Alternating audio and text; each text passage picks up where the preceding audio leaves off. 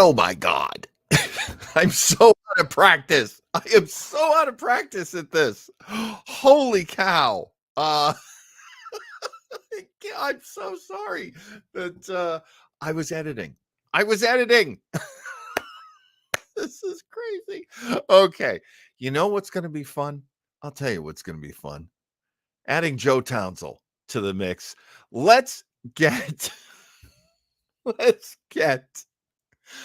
Starbase 80's genius. You ain't looking at him. We're about to bring him on. And well, he is the commander. He's the guy who helps keep me honest. And he is, of course, our chief science fiction officer. Ladies and gentlemen, it is Mr. Joe Townsell. Hello. Greetings. Hello, everybody. Happy New Year. And you know what? I'm so thrilled to be operating under the so-called CPT, which of course stands for Captain's Prerogative Time. I am still, here's the thing. I don't think we've done this since last spring, right? I was just telling some friends and family that it's been about 8 months for me. Yes. Yeah. What a long time. What a very long time. Okay. So I have been throwing some stuff together. Let me see if I can render one of the Flobo voice is in the audience. Let's see if I can. Yeah. Actually, I was thinking CBT because that's what it feels like. And of course, you got to be pretty twisted to know what I mean. I'm not going to tell you what I mean, folks. But thank you for the clarification, Flobo. we really. I love that I jumped on and Craig Robinson was already here, and he was like, still doesn't know what he's doing. Yeah, that is my sweet zone. We can also label it John CDT, and I'm going to give you 3 guesses what the D stands for. Oh wow. Is it as dirty as B? I don't think so. Oh good. But no less insulting to you. You know what? Captain Dumbass Time, maybe? Yeah. Oh, there you go. Captain Hey, Dumbass. It's casual. You know what? When we're on, we're having a great time. I was gonna wash my hair. I was gonna do my eyebrows. I had all kinds of plans. Wasn't really gonna clean up the beard. I'm trying to get the beard to grow back out. Although this is ridiculous down here.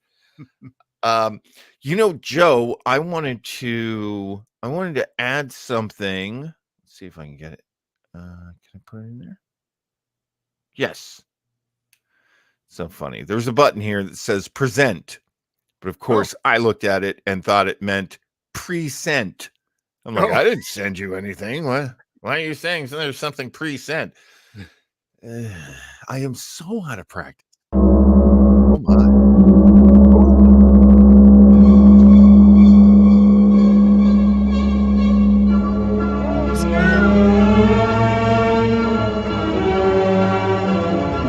This is why I was late.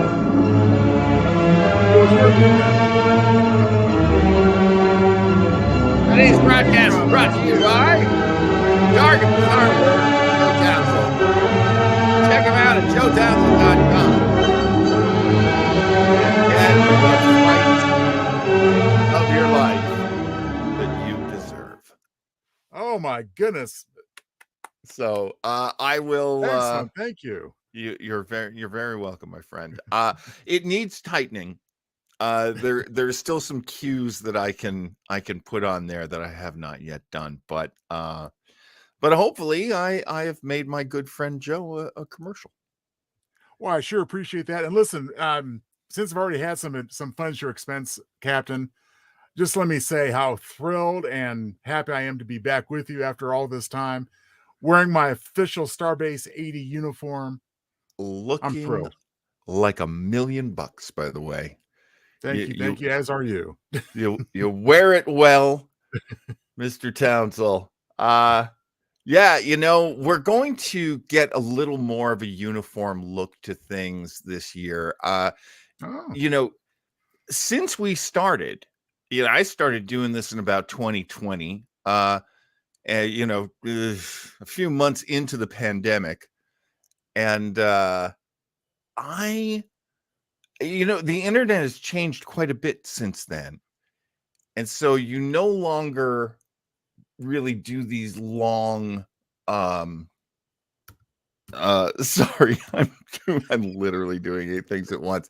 You no longer do these long intros that you used to be able to get away with. Well, I have a TV show, so I'm going to do a TV intro.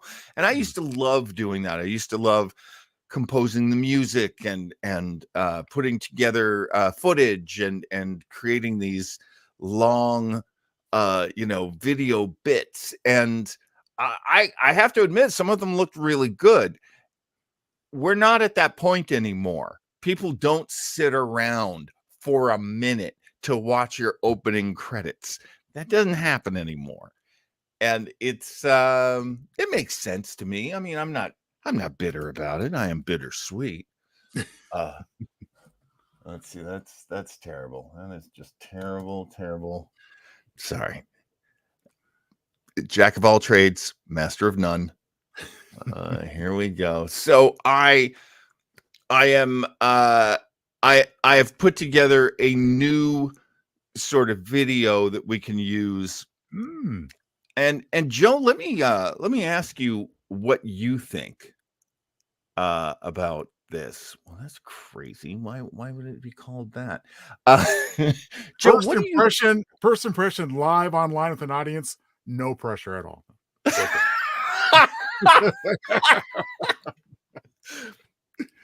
Point well taken. it. Touche, monsieur, touche. Uh, uh, where do you stand? I, I see some guys have been jumping in. Oh, I'm so bad right now. This is. Let's see if this works. Oh, it doesn't have a video track. What the funky Medina have I done here? Okay, hang on. Hang on. I wish we could like go to a commercial or something. Wish there was some. Oh God, that's not gonna work, is it? Okay. Uh I'm this is so terrible. I'm trying to okay, We're so it's not. warming up for the new year, John. Don't worry about it. Finding that groove again. Oh my God. This is not gonna work, is it? All right, let me try that. Do I want to? Yes, replace the thing I did before. Um, Mr. Townsend, what do you think about AI? Oh, well, that's a simple question with a complicated answer. Yes, Well, yes. listen, I'm going to preface that response by saying that I'm not the most knowledgeable person in the world. I have been out of the loop, as we've already discussed, for a while in a lot of ways. I'm back in it now, but given my present understanding, of course, I invite debate and other opinions, from our viewers. You know, ain't nothing gonna replace real human beings writing and performing stuff. Oh boy, that's true. And that's my general take on it. I mean, look, AI has its place, as all things do, Yeah, yeah, but I think we're still at a point where we can really distinguish between what someone like you and I and others have done versus what's being generated. yeah. And I think we're going to be there for quite a while. I don't have anything against it, in other words, but I certainly don't see it as a replacement for anything or any living, breathing, creative, talented person. Yeah, it's been a really interesting year, and maybe a little more than a year. Looking back at, I'm one of those people on Facebook who actually uses the um, repost this video, but only for me, Oh, yeah, because I find myself going through the short videos, yeah. and getting a lot of advice about how to produce this thing or how to make that thing. AI tools have become something that I use a bit here and there. And I hate that my friends who are graphic artists are probably the first people who are getting punished for this. Probably, and I also hate that AI goes through the internet and basically scrapes drawings and drawing styles and Mhm. uh Craig Robinson, of course, saying Skynet is here. I'm not Don't sure scare me, you're wrong, Craig. my friend. Yeah, I think that's a pretty good assessment at this moment. And there's that, but there's also a problem I have had with graphics before Joe was doing my graphics. Joe does our graphics now, and I will get some of those graphics up. I haven't done that yet. Um, and because I trust Joe and I know Joe, and also, we have an ongoing relationship of producing shows together. And that for me is a good relationship. But anytime I've needed a logo or I've needed, something artistic done for me, if I go to a professional, I'm always wary of being that pain in the ass customer. And yet I am that pain in the ass customer. I do need it a certain way. I Of do course. have something in my head that's hard to explain. And one of the things that I have found with AI and just playing with it in the last year, and I've found many things. One of the things is exactly what you said, Joe. Sorry. Whoa. I just wanted to add it. I wasn't sure I was gonna hit play on it. But a little sneak preview of what I was working Nice. on all last night and this morning. Um and that is that I can manipulate AI in a way that I would feel guilty manipulating a person. Especially a person who I consider an artist. And one of the ways that I approach art, and Joe, I approach you this way, is I trust your eye. I trust your sense of timing and rhythm. I trust your aesthetic. Um, when you and I discuss a style, I know what what I mean, and I know how to convey it to you. Uh, However, there's also a little bit of, oh, I'm surprised by what Joe did. I like that. Oh, Joe brought he came to a point where he had to make some choices on his own. He made these choices. I like Joe, so I like his choices. AI cannot give you that. But here's something AI did give us, and that is the new Starbase 80. So far, it's still not perfect, but this is the new Starbase 80 intro.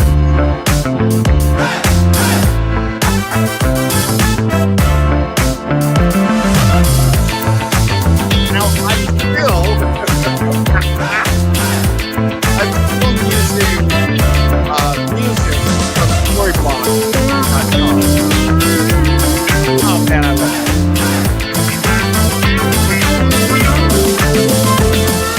Totally forgot that I can lower the volume if I want. So I made all these Starbase 80 logos on was this Bing Image Creator, or this might have been Meta's.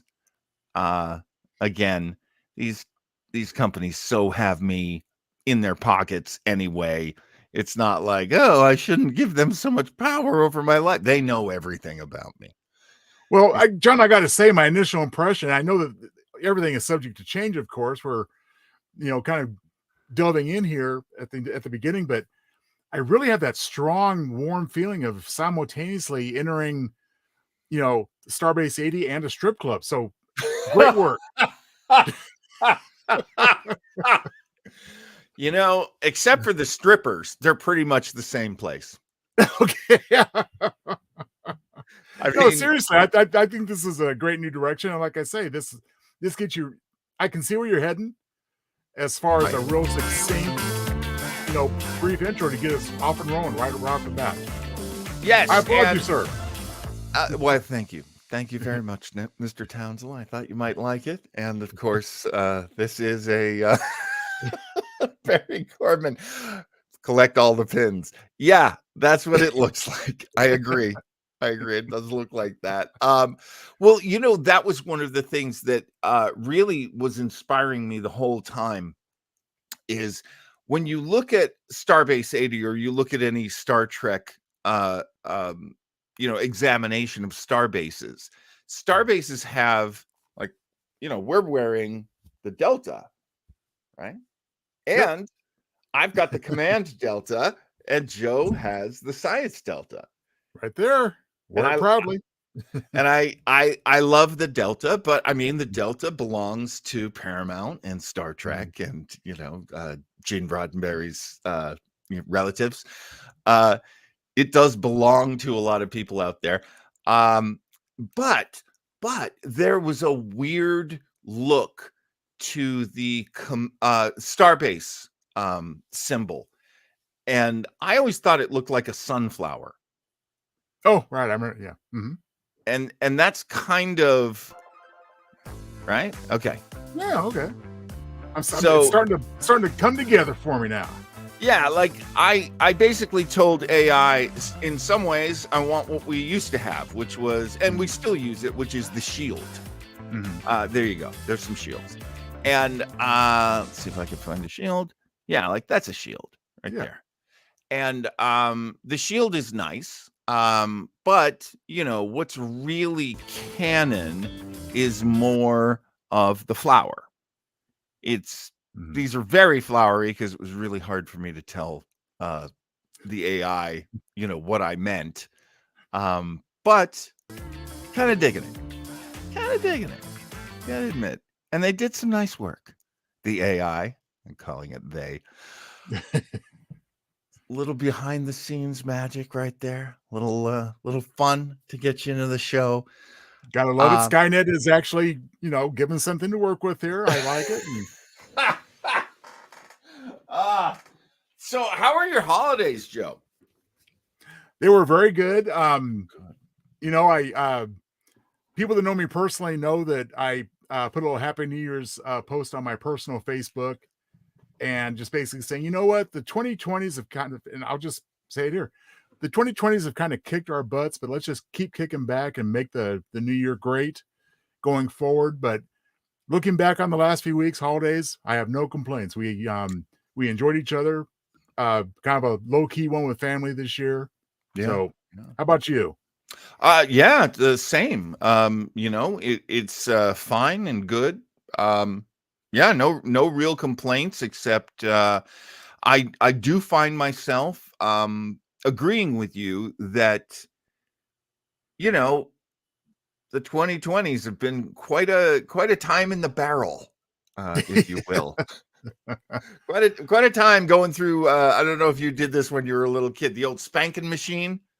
So, So like you lose a game or something with the neighborhood kids, you're all playing together, and then they all like get in a line, and you have to you have to get on hands and knees and crawl beneath their legs, like through their legs as they paddle your butt. That of course would never happen nowadays. God forbid. But however, I do look back on it and go, yeah, maybe we shouldn't have been touching each other's butts. oh, a simpler time, right? Simpler time when we used to spank each other out on the playground. I'm not ever sure we ever did that on the playground. We should get to the show. I'm Why thinking not? almost half an hour in. We should probably start the show. Joe, you and I were discussing this, and we always have a good time getting together and discuss. So, Yes, sir. we figured, why shouldn't we do this live and with our friends joining us, hopefully? And really looking back on this year, it's been a strange one in terms of science fiction and especially Star Trek, especially being a fan of Star Trek, because things are in a weird place right now. And I haven't looked at any news lately, but I'm pretty sure nothing has changed. Paramount is preparing to be bought by Discover Max, also known as Max. It used to be HBO, and then the Discovery, network. I've worked for all these companies as a little actor, and used to have a TV series on Discovery Home, literally like 21 years ago. So it's quite a while ago, John. I had a show called Tailgate Party, and we would go to different tailgates and just see what food they were making, and I would frolic around and be a basic cable jagoff, which is I hope some of this is on YouTube. Please tell me it is. I must see this. I would be shocked. I would be shocked if it was on. Okay. My internet always gets a little hinky while we're broadcasting, so it is not wanting to load up for me. But as we're talking about this possible merger, it has created a lot of incidents that affect us, the customers. And I'm out there paying for Paramount Plus. I'm out there laying down my money, putting my cash on the barrelhead for Paramount Plus. I feel I should be getting a little love from them for this, but basically what they're doing is they are trying not to spend any money. They're trying not to start anything new. This is me, this is an opinion mostly. I'm not, just so folks at home know, Joe and I don't know anything that you don't know. But sorry, Lauren Boebert in the background.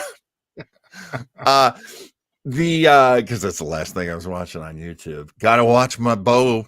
Gotta get my bow on. No, I'm sorry. With Paramount Plus preparing for this possible merger, they're shutting down a lot of stuff. And one of the things they shut down was a lot of their plans for new Star Trek shows. Now, Star Trek, being Star Trek, has still managed to have a great 2023, generally speaking. We're going to get into specifics, but there's a sense, like I've got a friend who works at Showtime, and he worked in Showtime Sports, and there's a sense of everything on the Paramount side kind of shutting down because they are shutting down the sports department of Showtime, which is nuts because it was always one of their biggest, they were so proud of that division. And my buddy Mark Youngblood from college is he's been a producer over there and just man, he's been with that company 25 plus years. I mean, probably closer to 30. And they're letting him go. And it is super depressing how they're kind of closing things down over there. Wow. And getting That is themselves surprising. ready to be absorbed. Sorry, Joe? I am saying that is surprising. I was not aware of their shutting down their whole sports division. That's a Yeah. huge part of Showtime. Even Yeah. I know that. Yeah. It's part of everything that's changing. What we've seen on our end of things, the first one I can think of in the Star Trek world is they're definitely not doing the Section 31 TV series. Right. Maybe in the future. Maybe they'll change their mind. But they had proposed it. It was in production. And now correct me if I'm wrong, Joe, but that plan has been turned to making a TV movie. Yes, which is, last I heard, was supposed to begin production this month. And it's still a great idea. One of the things that I always like to remind people is that Star Trek is global. And anytime you can go to other markets, especially really big markets, you want to do that. And so the fact that Michelle Yeoh is your star for Section 31, and I mean, she's still playing the mirror universe version of her character because that's the only version of her character that exists in the timeline there. Mm-hmm. And she's hugely popular in Asia. So it's a great idea to make the movie at the very least, because she already has a huge built-in audience over there. Mm-hmm. Right. And you're going to get into Asian markets with this huge international star, which she is. So I say, go for it, man. That's, a lot of what they're doing with Star Trek are those kinds of moves, trying to get into new markets. Let's talk about Prodigy. Let's. Prodigy, I have not yet seen this myself. Has Prodigy, as far as you know, Joe, have they debuted on Netflix already? Christmas Day. Christmas Day. Wow. Yeah, so they're all there. All 20 episodes, my understanding, are on Netflix. And again, with a season 2 to begin production TBA.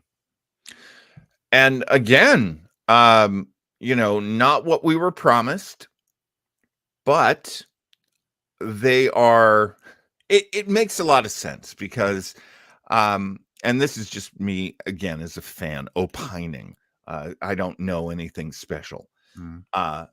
But it makes a lot of sense to try to get on another streaming service just in case this deal with Max doesn't happen. You have to think of, you have to sit in Paramount's seat and you have to kind of figure out where can they go? Where can they grow? Because that's the thing, especially with a streaming service. If you're not growing, you're in trouble. You're not going to make the money you need to make. Which also brings us to an aside on a lot of these things, which is the addition of commercials. Netflix is saying in 2024, and here we are, it's New Year's Day. In 2024, they're going to start showing commercials. They're saying they're going to be short commercials. They're not going to go for the full, 60-second commercial.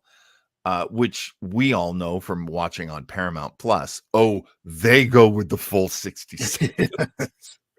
I can't tell you how many times I've sat. Now, granted, maybe they just know who they're talking to, but they're like, I think John wants to see the long Ozempic commercial.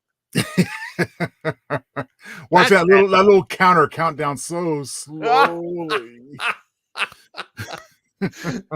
Get John's fat face pointed at this. Let's try to get John on the old OZ. Yeah, and oh boy, if I never see another Range Rover commercial, oh, I would just be so thrilled. I also find it funny that they're like, they're showing things that are so clearly not for me. So clearly, like, why am I seeing the lesbian dating commercials? God bless. Enjoy your life. I don't know. Sounds Happy. interesting to me, John.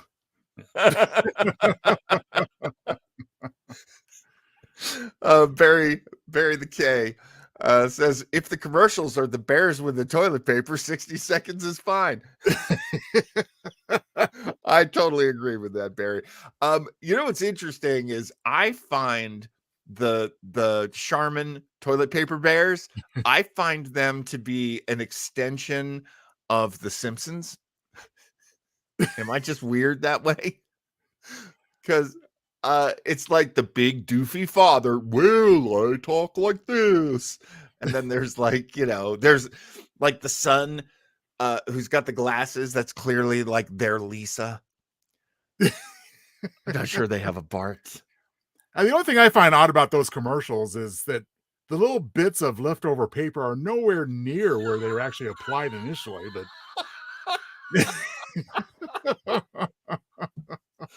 Oh my god, that's a good point.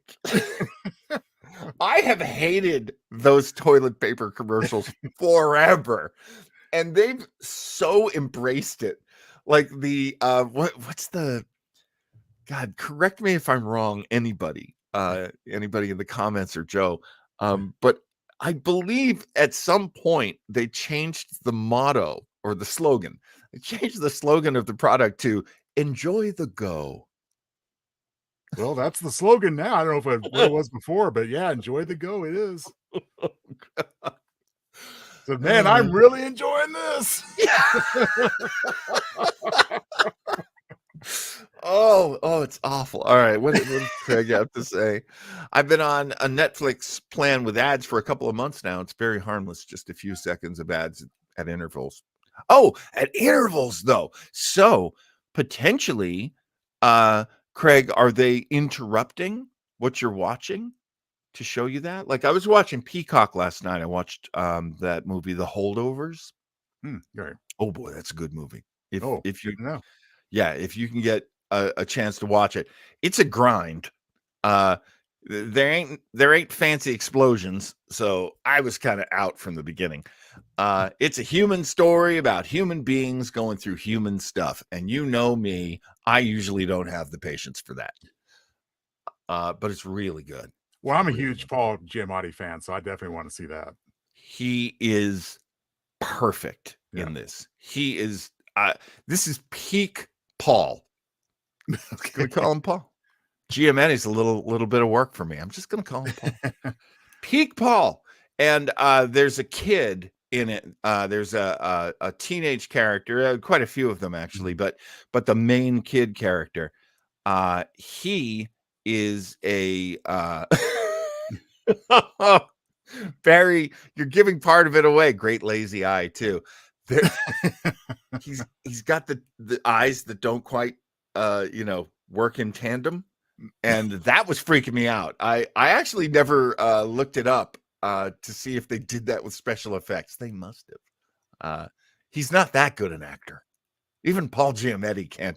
Oh, sure. You didn't want one of the eyes to be wonky? Which one? Just tell me. Well, Anne Bancroft could do it, Mel Brooks' wife. So who knows? Could she? So Craig thinks, and of course, we always believe Craig because he has a lot of credibility here on Starbase Of 80, course. unlike Captain Dumas.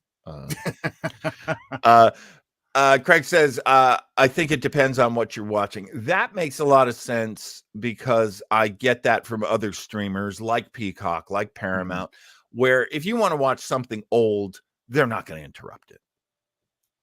Right.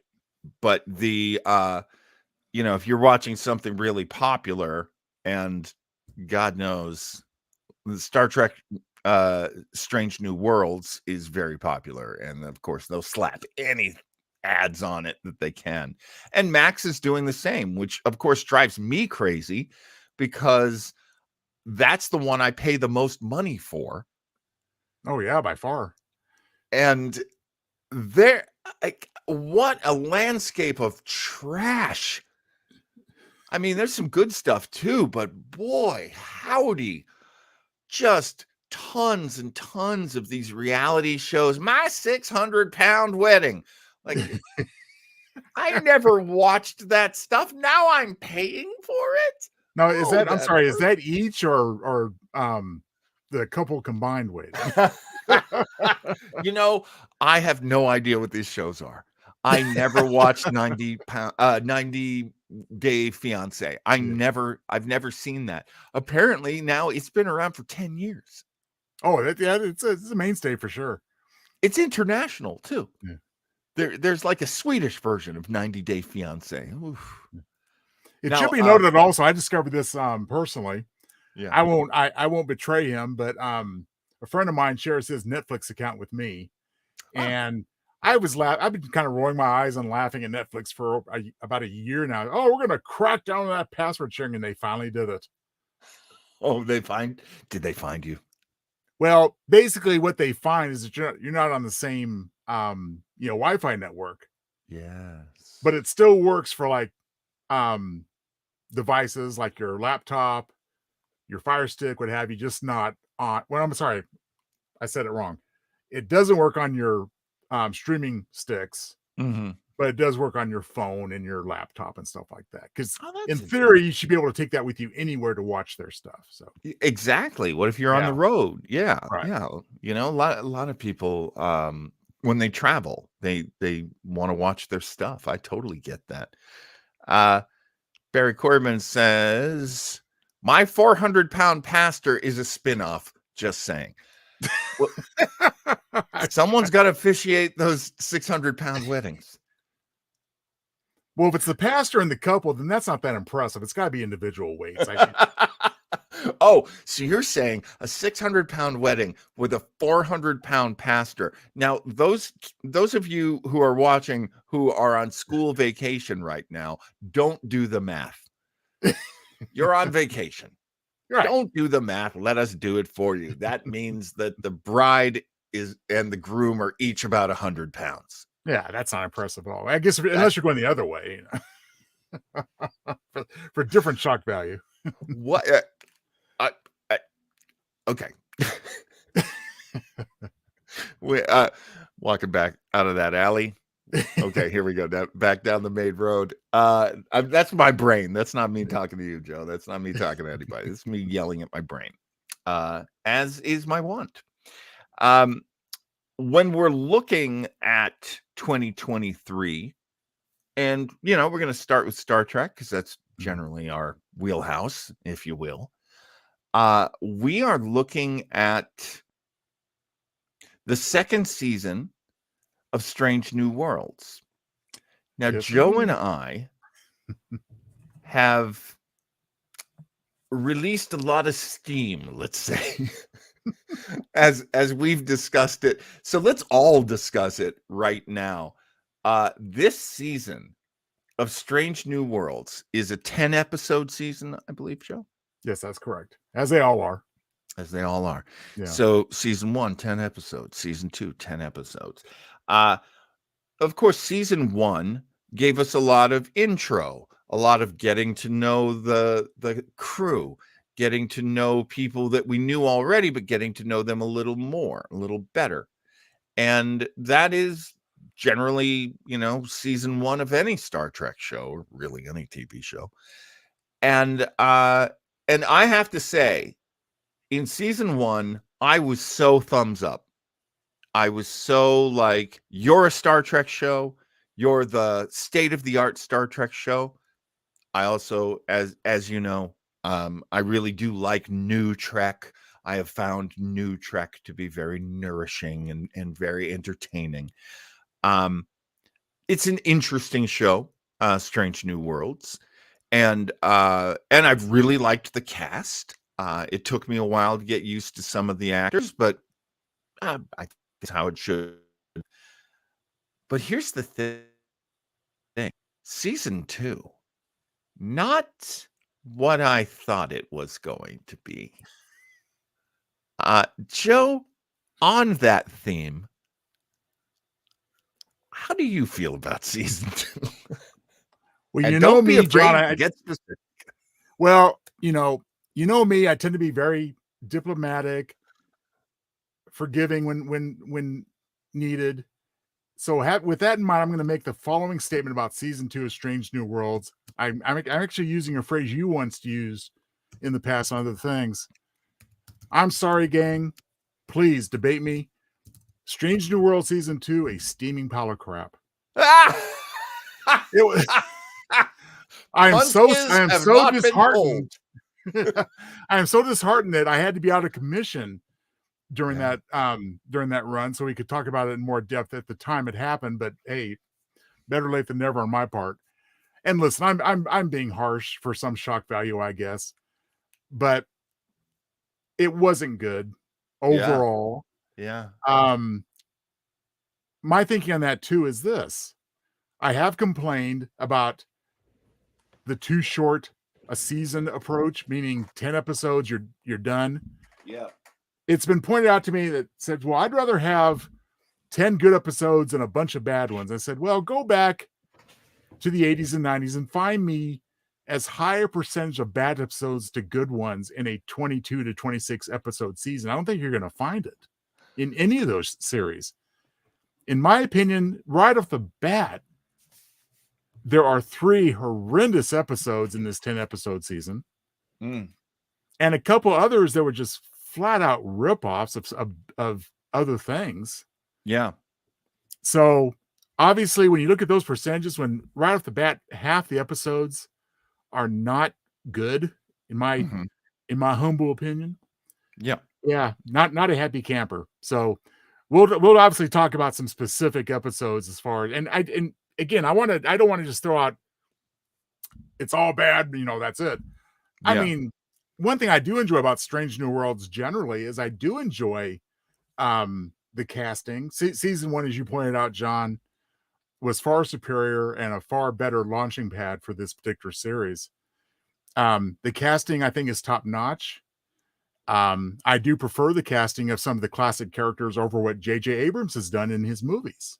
Oh, interesting I think point. Ethan Peck as Spock is better. Yeah.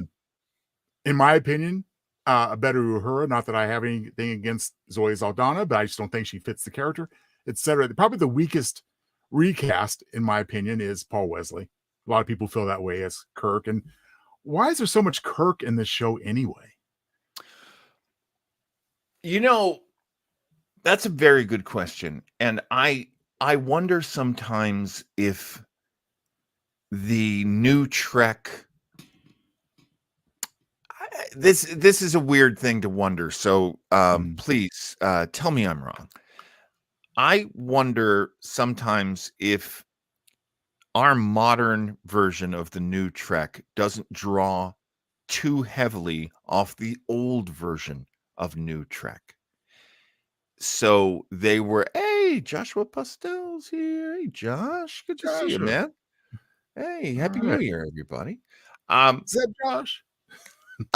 the the interesting thing about Star Trek in the 70s was they didn't expect it to become a big honking hit Mhm. in reruns.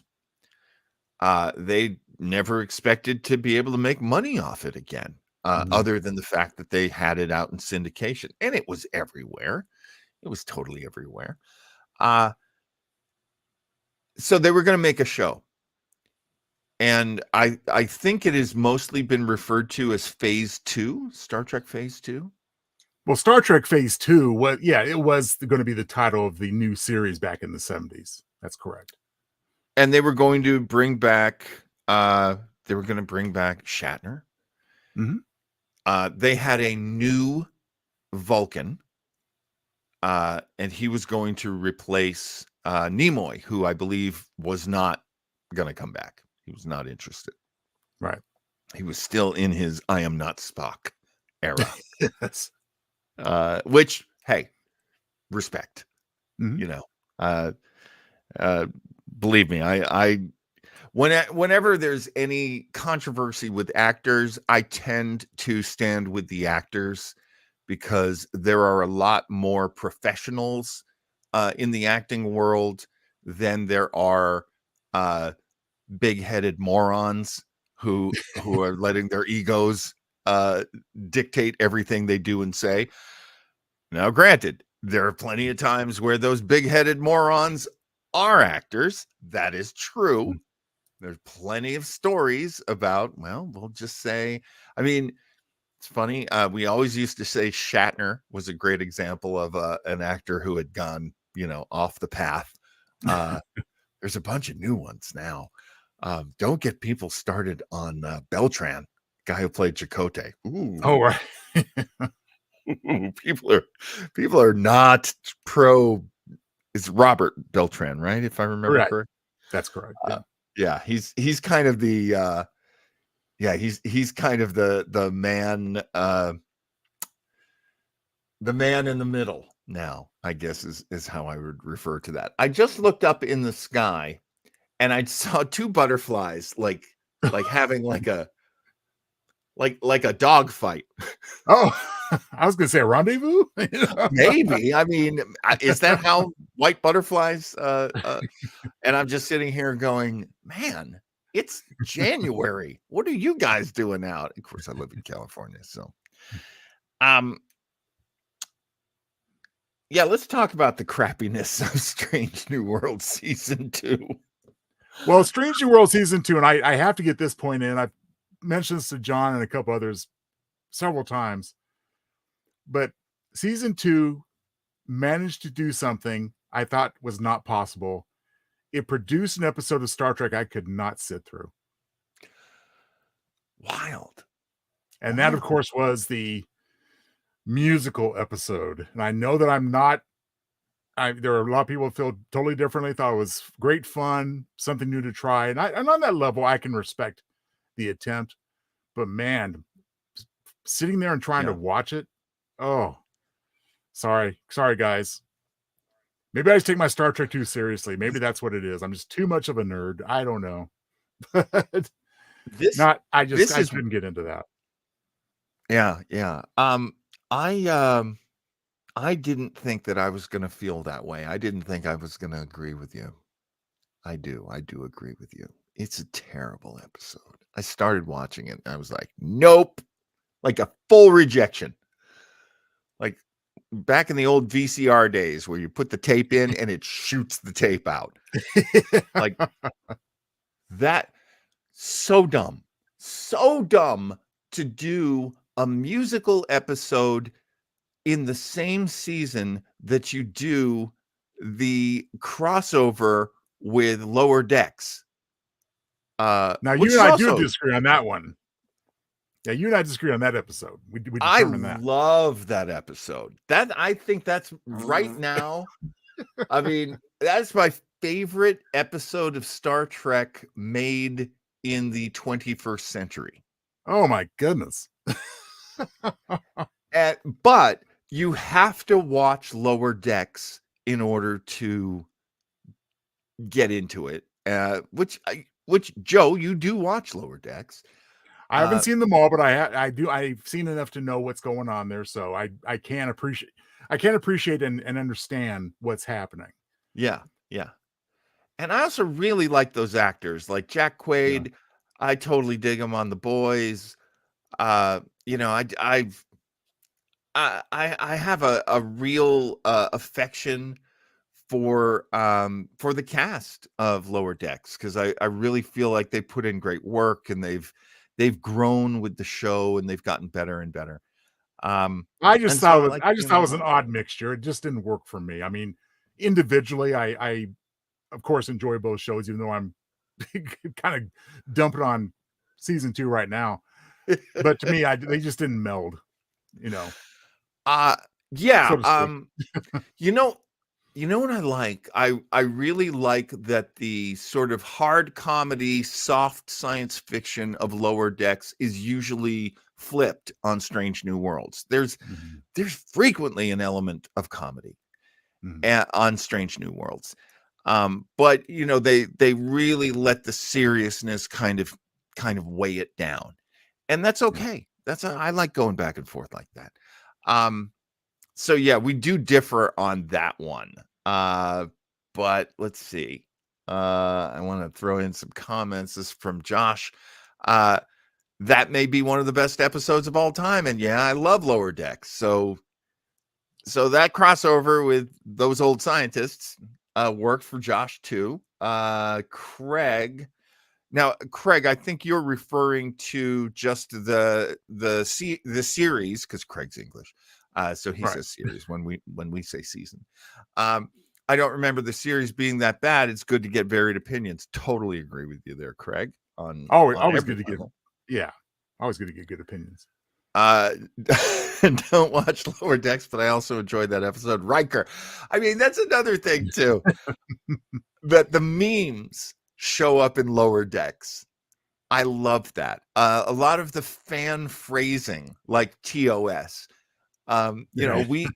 We call Star Trek, just plain Star Trek, we call that TOS, the original series. And they call it TOS, but because Mariner refers to them as those old scientists. And that's always funny to me.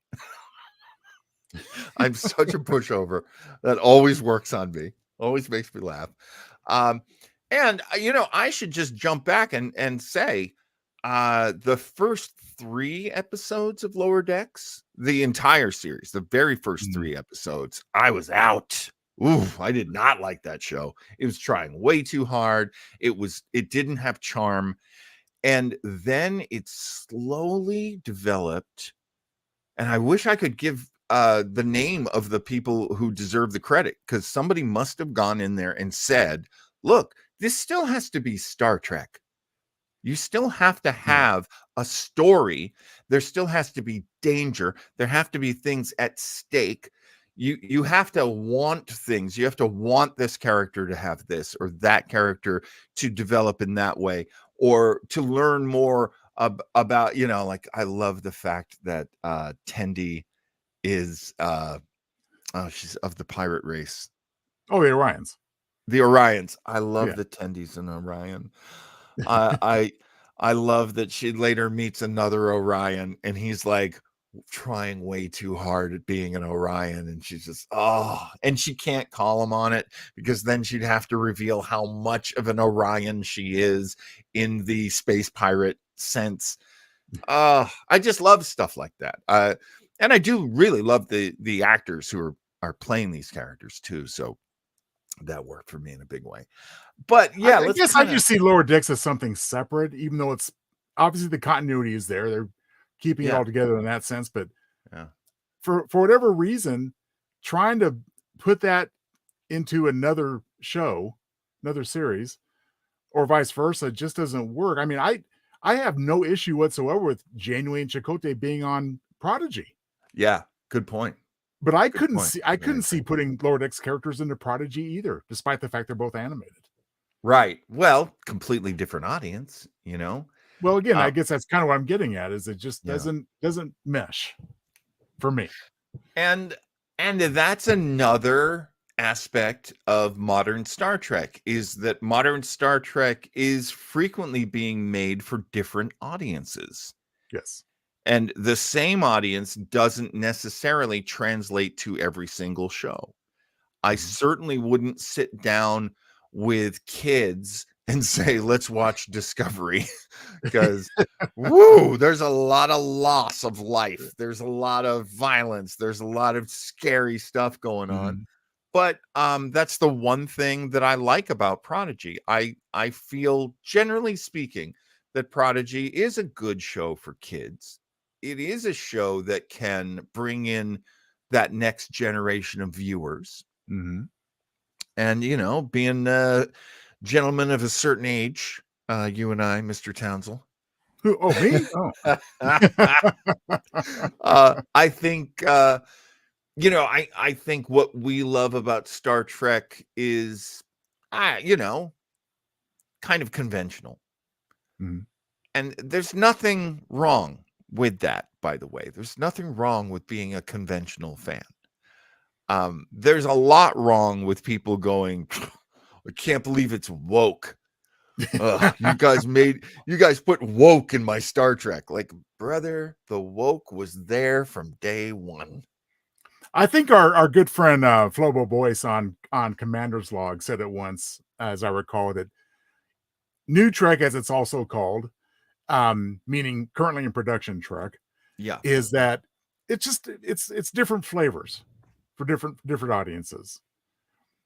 Yeah. And Yeah. you got a little bit of that back in the 80s and 90s, but I think now you have more of a distinction between the various series, and I definitely respect that, and I Yeah. definitely prefer some of it over the others. To me, it's not as big a deal as the transition from TOS Mhm. to the movies, because circling back to what we were saying before about phase 2, which was going to be the 70s series, Star Wars did so well at the box office that Paramount was like, why are we doing a TV series? We should Right. be doing a movie. And so Star Trek the motion picture was the result of that. They took a lot of things that were going to be in the new series, they put it into the movie, and then of course later they put it into Next Generation. Different characters, different names, but yeah, a lot of the same themes, same types of characters A were couple of carried actual over. episodes were done as TNGs. Yes, and that was that. It's funny to look at it now, again, being, as old as I am, and go, you guys think this is a controversy? You guys have a problem with, Michael Burnham? You have a problem with that? You should have seen when Next Generation started, because I knew people who were, I can't come up with a better word than rip shit. I hope your kids aren't listening, everybody. But oh my God, there was so much anger. You know who was there also? Craig Lubin was there. Let's get him in here. Craig Lubin, ladies and gentlemen. Hey, guys. Craig, long time no see. Sorry about that, guys. I was running errands like an asshole today. Excuse my French. And I'm on my I'm doing it on my e-scooter. I'm like, oh crap! It's You join us at the perfect time as always, Craig. Good to see you. so sorry about that. So this is from my new Conquest cave. I still everything's done except the actual wall panels. I like it. It's fully functioning. I like it. I messed up the panels because I can't run the air fryer and the full heating system at the same time because I dropped the decimal point when I was putting that thing up. Hey, guys, Engineer. it was my first time doing this on my own. I had supervision from a neighbor who was an electrician, but yeah. Amazing. Craig, that's no okay. fire. Here in the shuttlecraft, I can't run the microwave and the space heater at the same time either. So Yeah. I think that is a feature of air fryers, because my air fryer will not. We have an entirely different structure where my air fryer is, and yeah, like, air fryers will knock everything out. Yes. But they do make really good chicken nuggets. So I got chicken wings in there right now because I didn't get anything to eat all day. I was running around.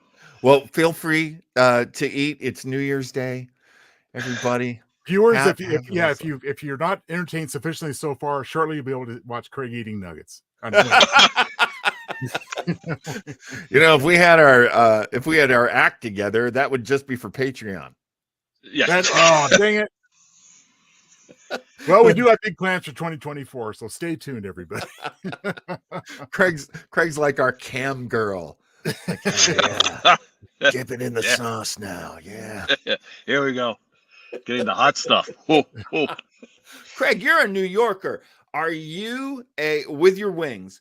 Are you a blue cheese guy or a ranch guy or a combination of both? Oh, I'm actually sacrilegious. I like dry rub on my wings the most. If I have to, I'll go ranch, but I usually like dry rub on them. So dry rub pepper, dry rub Cajun, lemon peppers, that type. Craig, I'm right there with you. Exactly my preference also. My goodness, you guys are like gourmands, which I respect. I respect. As much as I complain about Max, because it's like, oh, I'm paying for HBO, but basically I'm getting the Learning Channel. or whatever those shows are. It's like A&E. Oh, I'll watch A&E. Little Person, Big World. Oh God. Oh my God. Yeah. It used to be. The History Channel used to be about history. Yeah. A&E was MTV used to be about music, so go figure. Yeah. Oh, we're dating ourselves if we remember when they played videos at MTV. and these are all they're under the Paramount umbrella, but Viacom. These were all Viacom properties, and they and John, there was a comment you made about watching, oh my God, Attack on Titan. I actually just started watching that with my wife, just like the first few episodes. Yeah. Wow. Yeah. Yeah. We were kind of talking about like what could we discuss today, and because I mean, you just kind of want to have rails to put your train on, Yeah. and for me it was like, well, I mean, any science fiction or fantasy, any genre fiction that you watched this year, let's talk about that. It doesn't just have to be Star Trek, for example. And I was like, I watched all of Attack on Titan this past year. Wow, it's a whole thing. All right. Oh man, Joe, have you checked out Attack on Titan? Glad that I'm here with you and Craig because I did miss out on some stuff this year. You have to tell some of our viewers possibly, where do we find it? First of all, is that Oh, Max? Hulu. Hulu. I Hulu. was watching on Okay. Hulu this time, and I think it's Yeah. also on Max. Okay, well, I'll have to come up from the rear, but no. So Yeah. I'll just sit And here the with reason why I all the hesitate, attention Joe, you is guys I have a discuss that. VPN, so I can pretend I'm, in different countries, and then I'll figure, So if it's like, so I'll Google where is such and such playing in what country, This and then man is brilliant. Yeah. Yeah. So smart. If we're ever going to get a sponsor, we should go for a VPN company because I do yeah, believe in the product. yeah, Yeah. NordVPN and ExpressVPN are the best that I've seen so far out there for the customer service. He's an IT genius, people. Listen to Craig. He knows this Oh, stuff. He knows this stuff. genius overall. Well, my days just keeping stupid people from doing even stupider people to our customers. Gee, I say it out loud. I'm sorry. That's all right. They're not watching. They're too stupid to watch. Yeah, Attack on Titan. It's old news for a lot of people. A lot of people have watched it already, but holy cow! Would you say, Craig? Would you say it was good? I'm only 5 episodes into the first season, so far I'm enjoying it. Yeah. It's just very grim. Yeah. And by the way, don't eat any food while you're watching this. That's a good call. This Joe, really any pizzas or wings, right? Yeah, yeah. You're not gonna be. Yeah. It is brutal. It's not graphic in the sense of like The Boys, which I find crazy graphic. This is just like human beings being eaten like nuggets, right? Just like, right. How am I missing this show? There are these monsters called Titans, and they've basically surrounded the last people, and they eat them. They just pick them up and eat them. And they're monsters. They're not like, they don't talk, they don't relate to anybody, and it is brutal to basically these weird looks on their faces, Joe. I mean, this kind of look like this or like this or this weird. It just and those are the short ones. Then they got these mega ones that are and they're living in this walled environment. It's like 3 circles walled, right? Center, outside, and outer. Yeah. And the show starts off with the outermost circle being breached. That's how it starts. You just see this big head just staring down over the wall. These walls are pretty high, about 100 feet, I think. Or it is. I got to get caught up. Got to get caught up. Yeah. You'll dig it. It's right up your alley in terms of it's macabre. Macabre. That's how I pronounce it. It is. It's really creepy. It's and it's worth watching, but I got to tell you, I was binging, so I'm watching 4 episodes, 5 episodes. Oh wow! Yeah, and it was like being put in the damn dryer with a couple of bricks. It was a lot to go through, and yet I really loved the story. I never wanted to stop taking in this story. Well, how would you say it's more effective? Weekly installments, as I assumed it originally aired, or binging all at once? like 30-minute episodes when it first came out. I think they're like 10 or 15 episodes per season Yeah. or so. But that's John, and I haven't gotten as far as you have. I mean, I and just in full disclosure, I read parts of the manga it's based on. Right. And which is even more, popular. which is even more grim, and it's more it's just Really, because it's black and white, and their pages is just like black ink everywhere. oh my I don't know, you guys. I'm kind of squeamish when it comes to like horrific, gory stuff.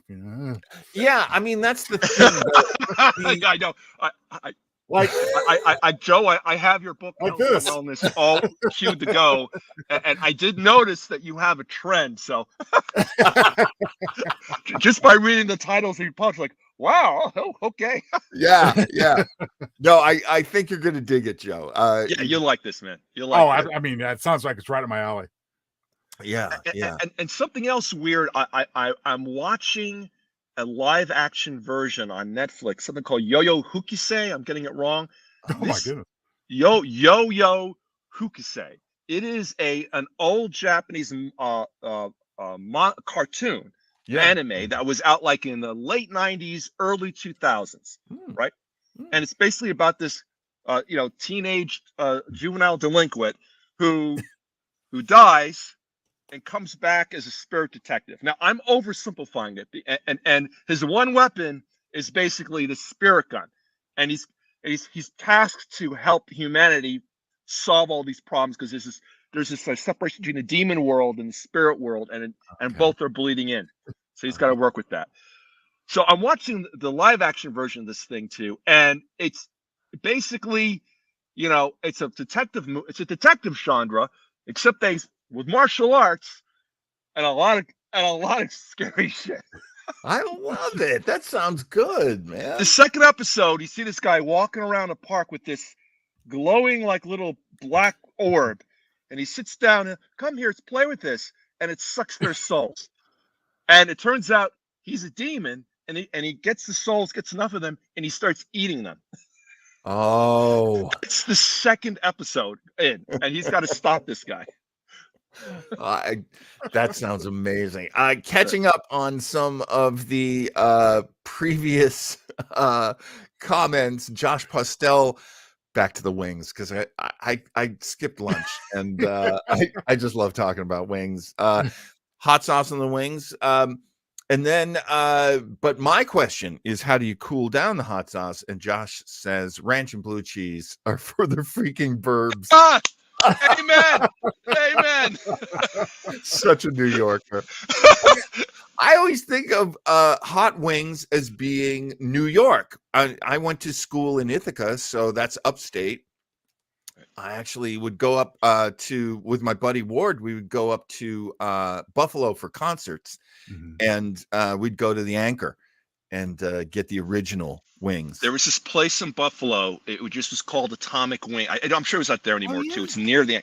I don't even think it's even there anymore. This is the late '80s, as I date myself, and they had all the different versions of wings.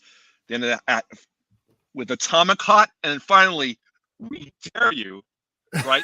with a caption, "We're not responsible." Oh my god! Like it was a waiver for this bit. I did do that, and I lost feeling the left side of my face for a while. It's like so much shot. No, it was hot, and then you're like, What is your hot food tolerance? Are you fairly superhuman? I have to work my way up to it. So my father was a monster. This guy would eat, whatever the Q rating. The show Hot Wings. If he was still around, he'd be like, "Oh, I got to go on that." Right? My dad was the same way. Right. Yeah.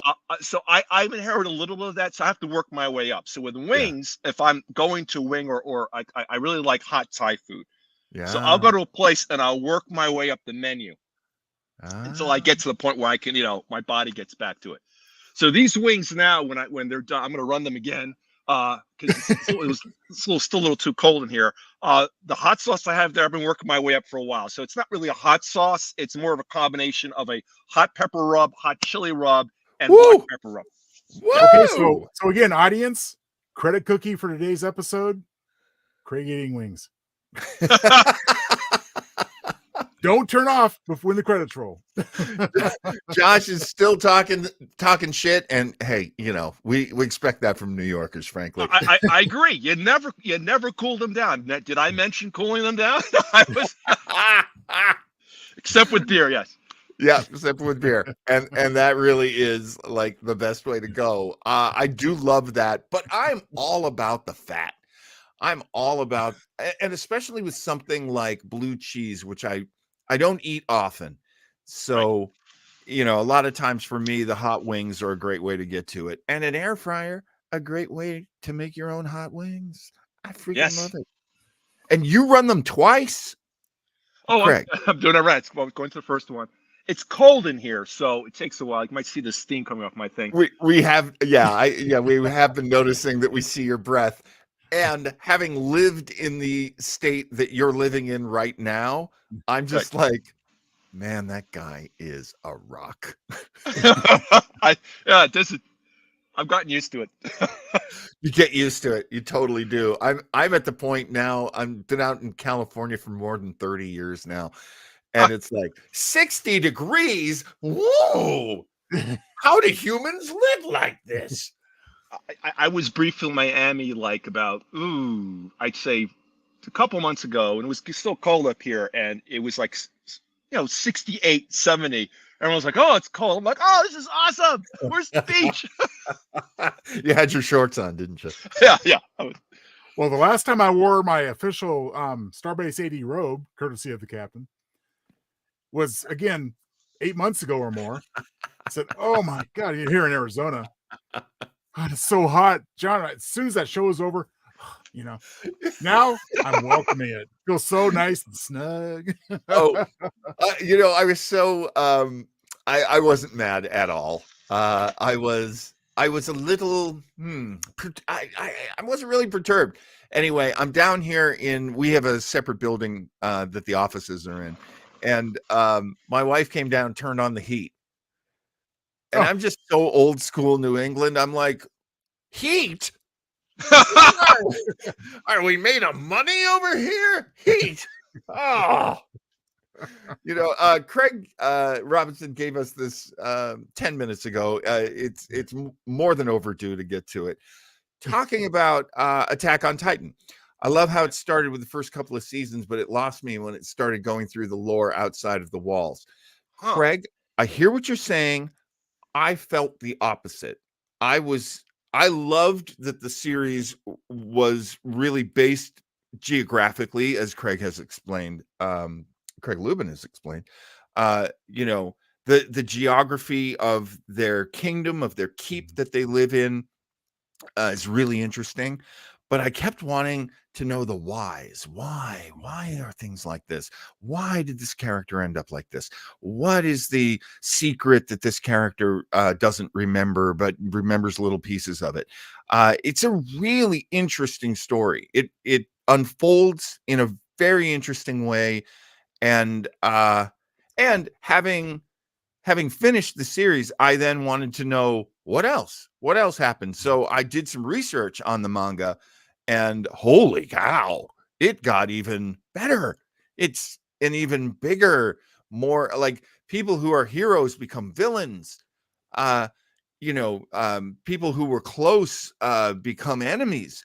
It's wild. It is a wild experience. So yeah, I really wanted to mention that this year because if you haven't seen Attack on Titan yet, boy, that's a good one to try. Craig Lubin, did you say you watched the live action at all of that one? It was the other series, right? No. I this is Yo-Yo Hakusho I've watched. No, I have not seen the live action Titan. I have not yet. I know there's one. I just haven't. I don't even know if it's available for us here in the States yet. Is it, guys? Or yeah, good point. Because I generally stay away from the live action. However, I did want to throw this one in too. as a, hey, I enjoyed this. Maybe you guys will like it. I was never a fan of the anime One Piece. Yeah, let's go. Yeah, Never a fan. Yeah. Of the anime. Right. My wife wanted to watch the live action. And of course, I'm doing the whole nerd like, well, if you want to watch it, I'll watch it, but it's beneath me. I got to tell you, I love this freaking show. I love it.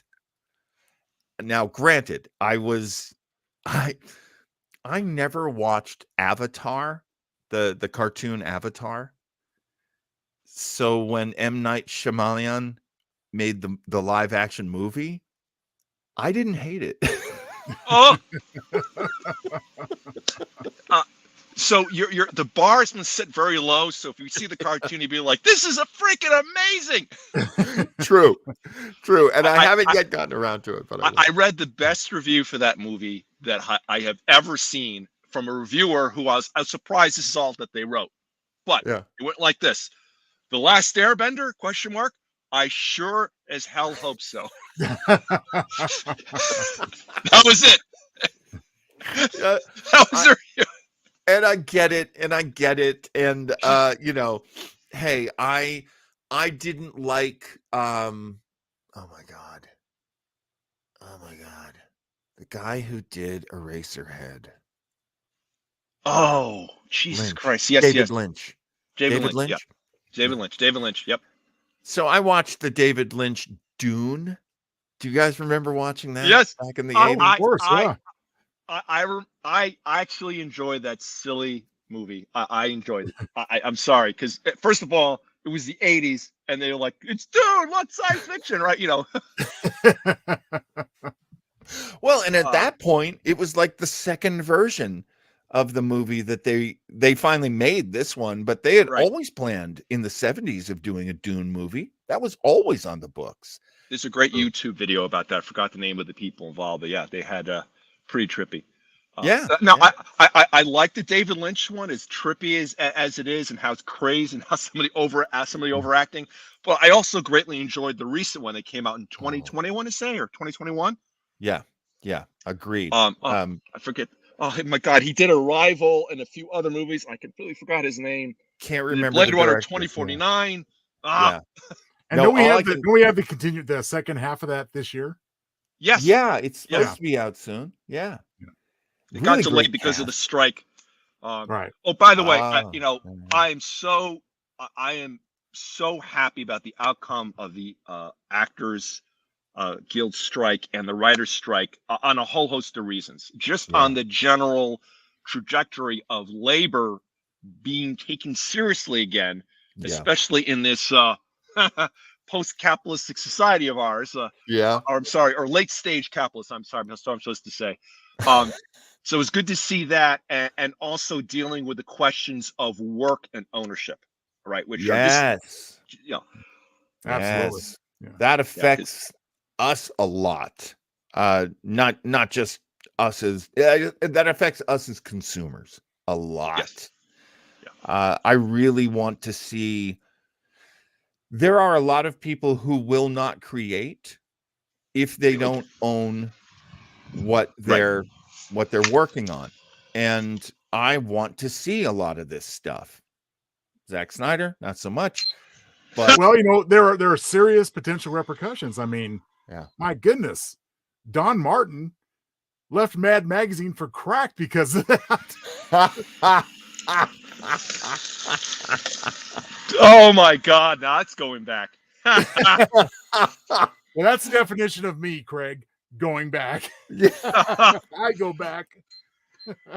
I had Mentally forgotten and all about Don Martin jumping ship to Oh crack. my God, that That's brings hilarious. that is, yes, And that blew my mind oh, me because too. I was like, what's going yeah, on here? yeah. What's going on? This can't be. Come on, Bill Gaines, give him some of his ownership back. It's worth let's it. let's linger on this subject for just a bit. Okay, so we're all three of us uh proud readers of Mad Magazine. Oh, Of course. yeah, Okay, absolutely. so then let's go next level. were you a proud reader of Cracked magazine? Yes, sir. Yes, because at the time it was very difficult, first of all, to get comics at all because my parents were a little iffy on it. So Yeah, if mine it's too. Cracked or Mad, I'd grab it. This is Yeah. back when you could get them from the corner store newsstand. Walk down the street. Well, plus, Old Richie's as I doesn't exist recall, anymore down 4th Street and First Avenue. yeah, What up? there is. And as I 4 recall, bits. I think Cracked intentionally staggered their publication dates Yeah. to come between, because they only came out each of them every 6 weeks. Yeah. That was a long time to wait when you're a kid. Oh yeah. Oh, I used to drive we had a bookstore in town, and I used to call every day. Is it in yet? Is the new Cracked in yet? Like, no, it's not. Could you not call so much? Yeah. I remember, Yeah, I remember picking up the go Star find, Wars musical version of the original one, the New Hope. That was Yeah. hilarious. I forgot all about well, and that. prior to that, they had the Star Trek musical. Yes, That's they right. did. There was a Star Trek musical. That's so funny. If you can locate issue number 275 of Mad Magazine, you will find a byline by Joe Townsend there. What? You Oh! wrote that? Holy Has cow. Eddie Murphy on the cover because it was Beverly Hills Cop in that era. It was 1987. And it was a mad look behind the scenes at a comic book convention. I was given an idea by credit. So it sounds like, hey guys, you should do an article on this. Well, they did use much of the material I wrote. Oh wow. But Lou Silverstone got the full writing credit. I got the idea by credit, and it was illustrated by Sergio Aragonis. Oh wow. Nice. Just right there. That's an award. That's a major award. award. Oh, that's beautiful. That is cool. What other things did you watch this year? If you enjoyed them, that's fantastic. But if you didn't enjoy them, that counts too. Any other, we're going to throw some superhero stuff in there too, if you want to talk about that. But, and we don't have to go deep because Joe and I, we're going to tackle some of that. Yeah. Okay. A little ways down the line. Well, I was going to suggest we tackle some, at least touch on some of the superhero stuff because that was a big part of the year.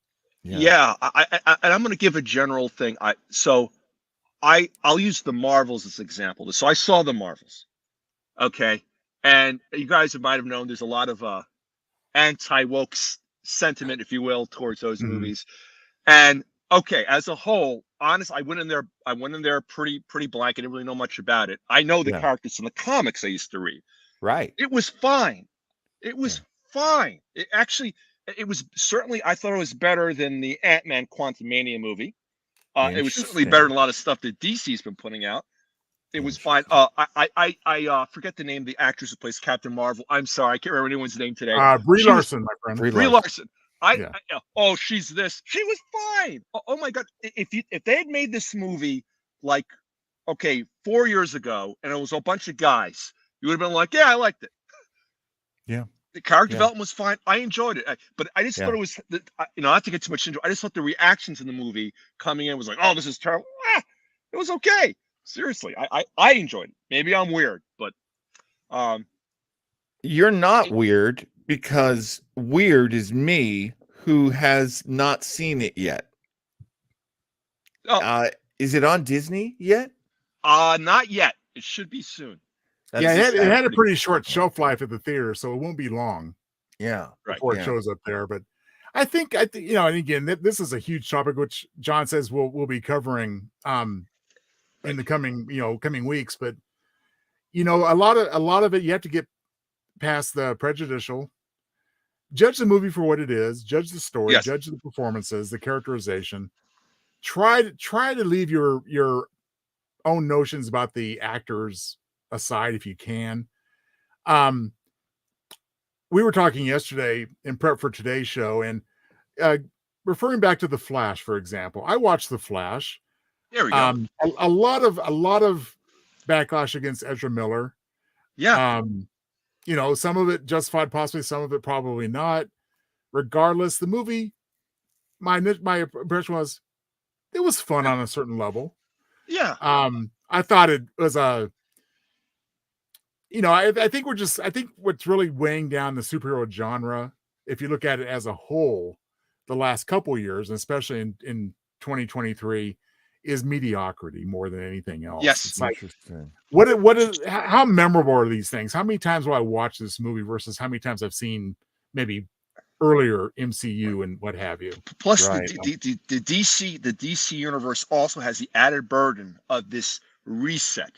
So James Gunn is coming, right? So the Flash movie, Aquaman was another one I saw that was okay, right? Yeah. But people are like, oh well, why do I bother? Because they're resetting everything, and I guess the point you were just making, Joe. We're not watching the movie just to watch a good movie.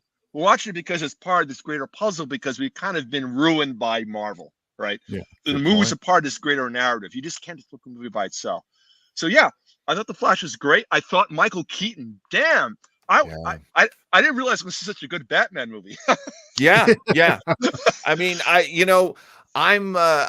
think I'm that rare bird because I actually really like Ben Affleck's Batman. I did too. I was fine. Yeah. My personal favorite is Christian too. Bale, but it's also a whole different take on the character. Yeah. Ben Affleck, it's not his portrayal of Batman, and even Bruce Wayne argue we're good. We're good. The problem was the writing around. I feel the same way about Henry Cavill. Okay. Yeah. My daughter took me to see, the back in 2013 that Man of Steel movie, and I'm a huge Superman fan, and then after I saw Metropolis going through like 9/11 plus, I'm like, what the heck, Remember the Superman, the Christopher Reeve Superman. Heck, even Tom Welling from Smallville would have been like, "Hey, I think the people in that office building might need some help as it falls over them. I'm going to do something about it." Let's be responsible in our fighting and throw each other into the Coca-Cola sign, not into the buildings. You see when Christopher Superman 2 was like the people, and it was a bus. Like he realizes, oh God, he sees the people, he looks around, he's like, oh shit. And that was like nothing. This Superman's like, it's only a couple million. I felt that so acutely as well.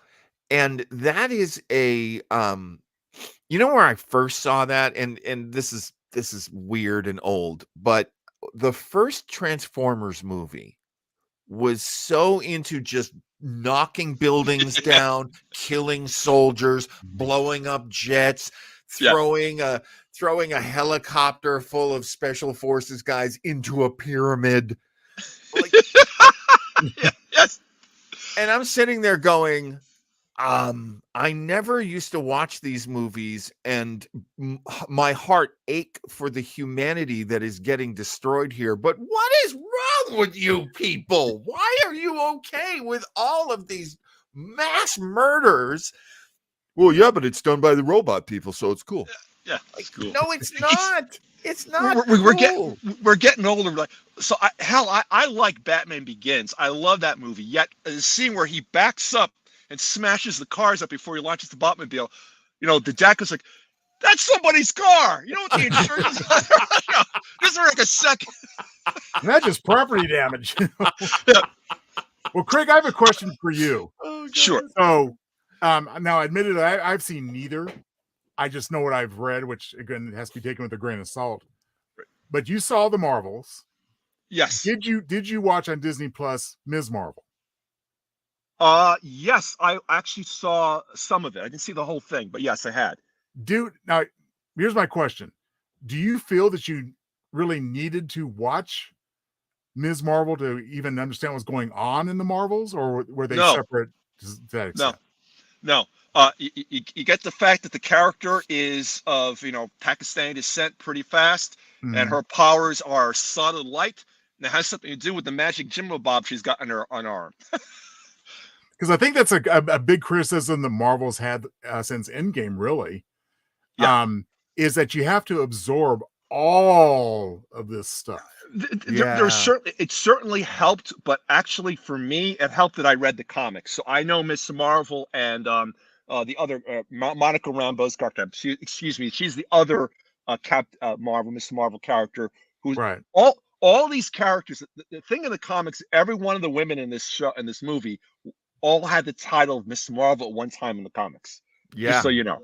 Yeah. Then they changed it. It became Captain Marvel, and I think she's Photon is the other one, and That's correct. it's Miss Marvel now, right? Yeah. Just one.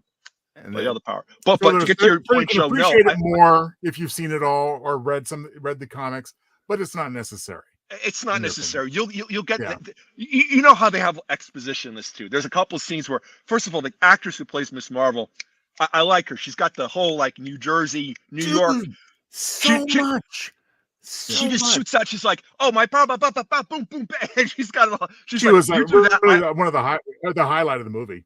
That's why I Yeah. thought of. She's Yeah. such a fangirl. You can just tell. Yeah. I mean, when she meets Nick Fury is yelling at her. She's like, "Oh, Nick Fury's cheering me out." It's just like, she's like completely, totally.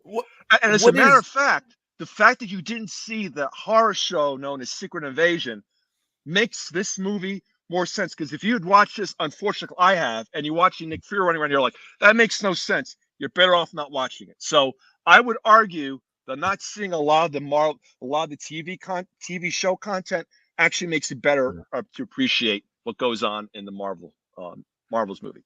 Interesting. So, Craig, I know you can relate to this. Joe, you're lucky. You don't have to relate to this. I have to be very careful about what I watch because I watch with my wife. But yes, when my wife and I watch together, we watch with the whole family. So, my whole family, certain things they just check out. They are 100% not interested in Secret Invasion. So I even forgot it existed.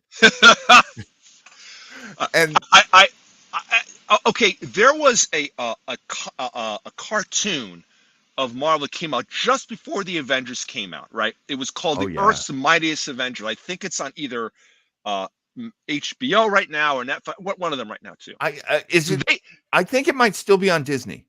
It might be on Disney. Yeah.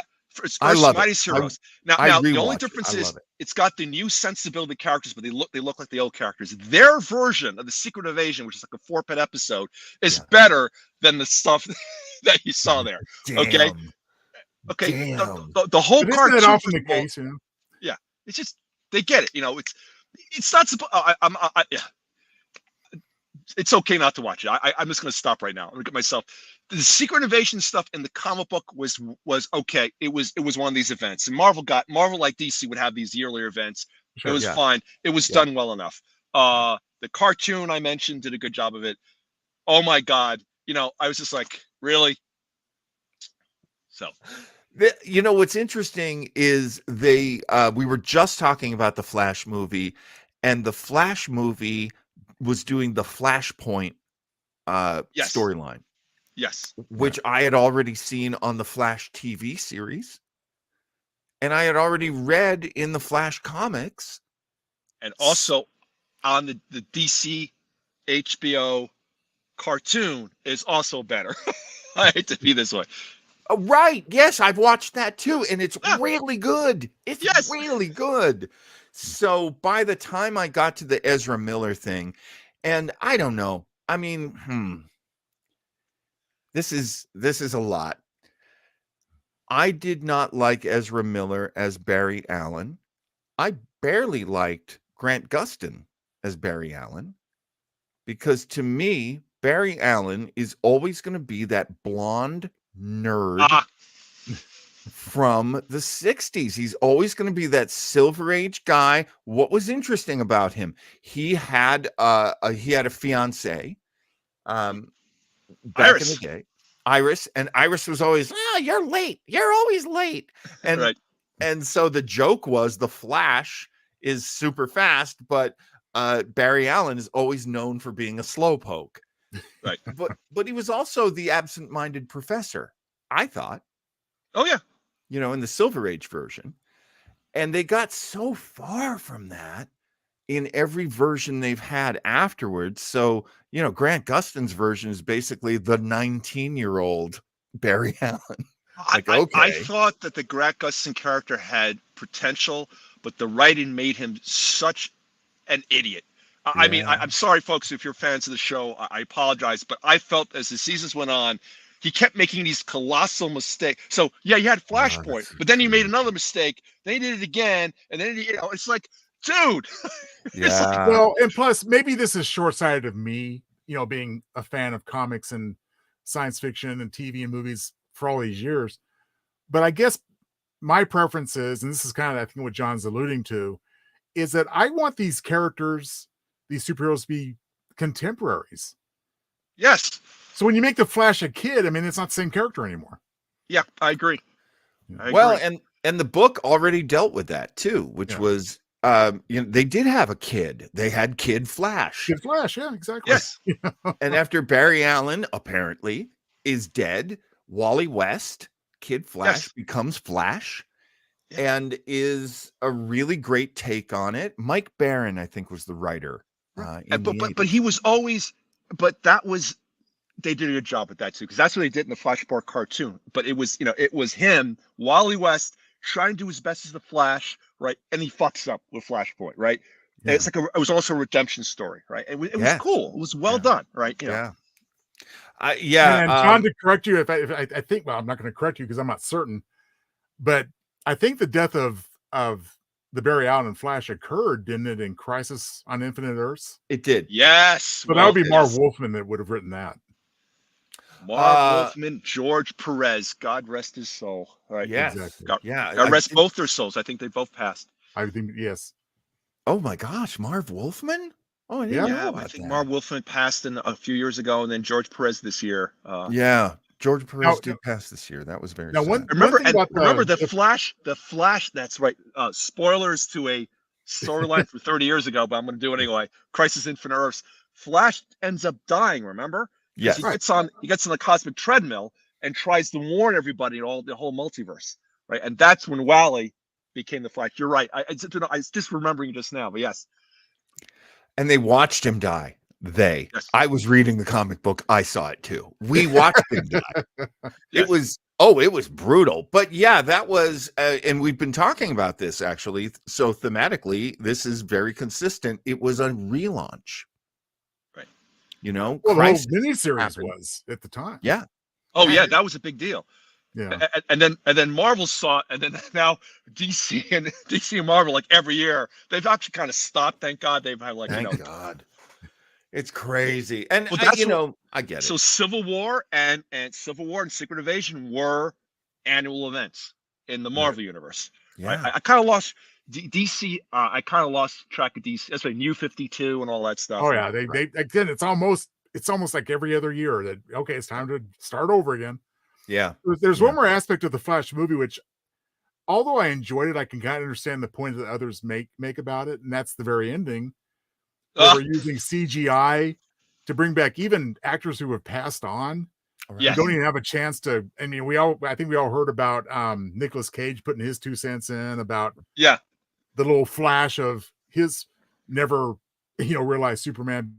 I don't know. I mean, I can have mixed feelings about that.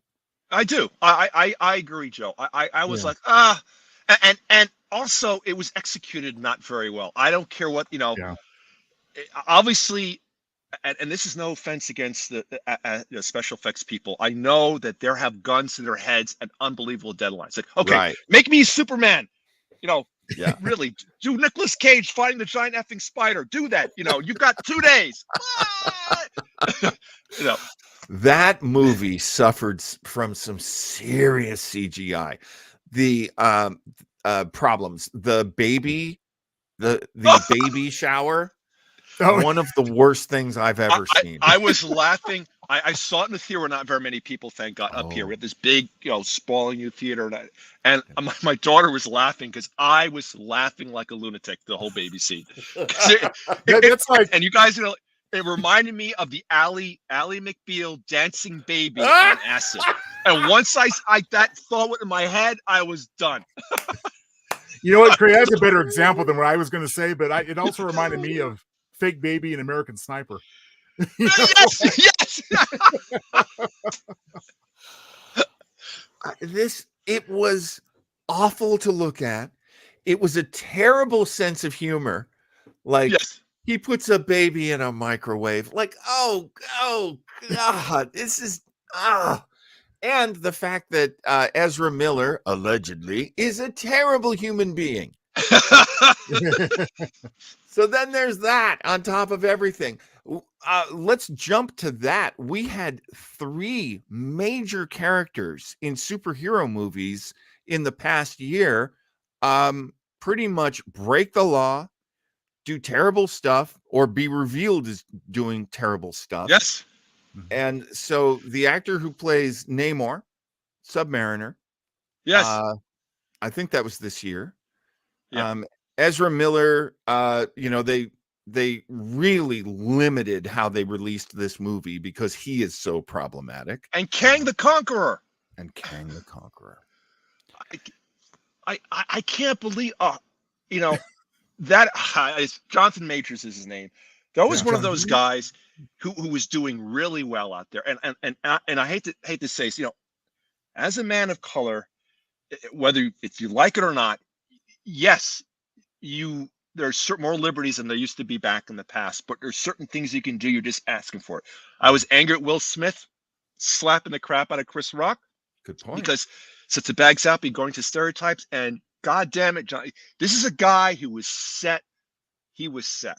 Yep. But I don't know if you guys heard some of read the transcript, heard some of the comments of what his girlfriend released of him talking about, I'm a great man and you should treat me a certain way. I'm like, oh, dude, dude, don't.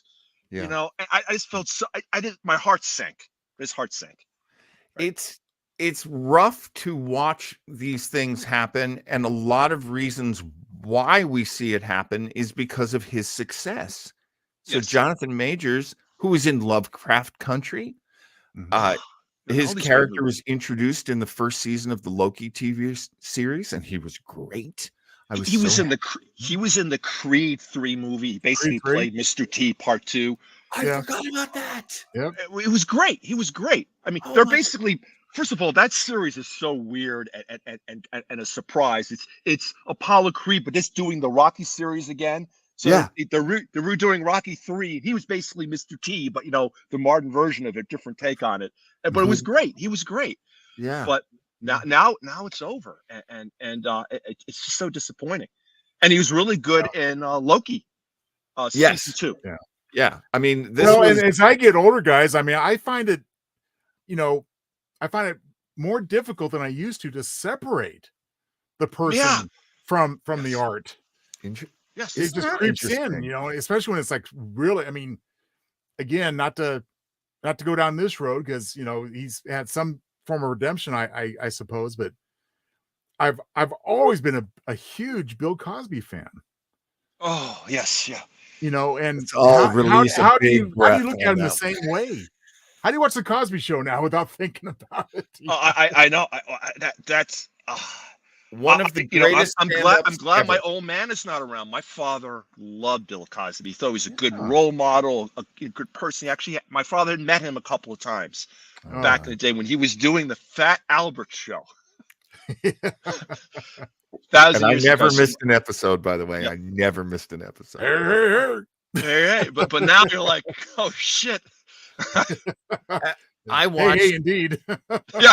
Yeah. I watched one of the documentaries. I think it was the one that Kamau Bell did. And oh my gosh, yeah, it is just impossible. I think it was called "We've Got to Talk About Bill Cosby."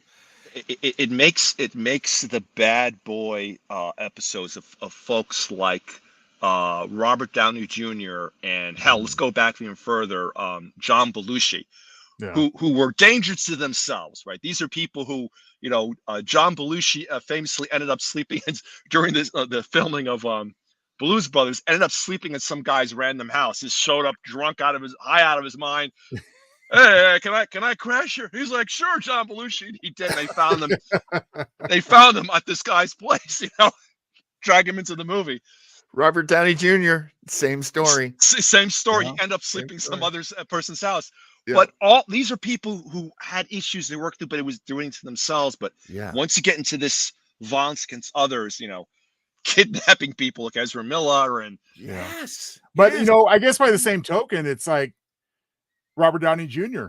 to have such problems earlier in his career and has done such wonderful stuff in recent years, you can also apply that to your appreciation of the parts and the performances. There was a great interview with him that he did a few years after Iron Man came out. So Jon Favreau has the only thing that Robert Downey Jr. is Kiss Me Bang Bang is the only mainstream movie he's done since his rehab. And he says, "Hey, I've got a role for you. Tony Stark. He's frustrated. He's got a substance abuse problem, an ego, blah, blah, blah, blah, blah." And Robert Downey Jr. goes, "I think I can get into that character." Yeah, right. And I mean, look, we're fans here, so we say this as fans. We don't say this as any kind of experts, but honestly, the whole MCU was launched off of Robert Downey Jr. is Tony Stark. And I can't tell you how many people asked me when Iron Man first came out. They were like, "Well, was Iron Man your favorite comic?" And I'd be like, "No, it was." It was like the last one I would buy. Like, all right, guys, he was one of my favorites because Tony Stark was an engineer from Rensselaer Polytechnic Institute. So, and he holds a degree in electrical engineering from there. And I know this because I am going to go to hell for that. So, yes, he was one of my favorite characters from the beginning. Oh, that's awesome. I mean, to me, I remember like Marvel 2-in-1. So if you remember that comic, that was the comic where every issue, the Thing teams with a different character from the Marvel universe. And the Thing's one of my favorite all-time characters. So I love that book. And I remember the issue, and I started buying it like around like issue number 70. So I didn't go way back. This was maybe the second or third time that the special guest that month was Iron Man. And I remember picking it up and going like, garbage. I think I let that book sit unread for a long time, which is unheard of with me in comic books. But I just didn't find Iron Man that interesting. What I did like was the artwork by Bob Layton. Yes. Really beautiful. Yeah. Well, for those of us reading Spider-Man and Hulk and the ones that are at the top of the Marvel line in comics, I remember my uncle, he would get like Iron Man, and I'd say it seemed kind of almost underground to me. Yeah. Interesting. It's like, wow, what's this guy? But and who knows? I mean, if Marvel had not, temporarily given away rights to those more major comics characters and said, we're going to do our own thing, but we have to go to kind of our level B. No, Joe, that's exactly what happened. If you get interviews with Stan Lee in particular, the only thing they had left was the core Avengers, but nobody knew that the core Avengers, Thor, Iron Man, Ant-Man, the Wasp, those are all to the executives' eyes third rate, that out of their minds, right? Yeah. So that it wasn't a calculate, it was a happy accident. And they're like, okay, well, let's just do stories about the Avengers, right? Not Spider-Man actually never. Well, he did join later on, but he wasn't like part of the Avengers. But he was a latecomer, and that just would have been unheard of in the comics world. It's like Spider-Man should be in your mind, my mind should be at the forefront of everything, because that's Marvel comics to people like me. Well, the same thing with Guardians of the this is what's I nerd the Guardians of the Galaxy, the team that we saw that was done by James Gunn. That's the B team of the B team. Okay, the original Guardians of the Galaxy were like Vance Astro and all these other characters, and Diamond Head and all these other characters. These guys, Peter Quill, they were like the Guardian of the Galaxy like stand. Right. So the fact that they went with them, it was just like, oh my god, that's so fucking hilarious. And isn't it fair to say that Volume 3, from my estimation, is probably the only movie in 2023?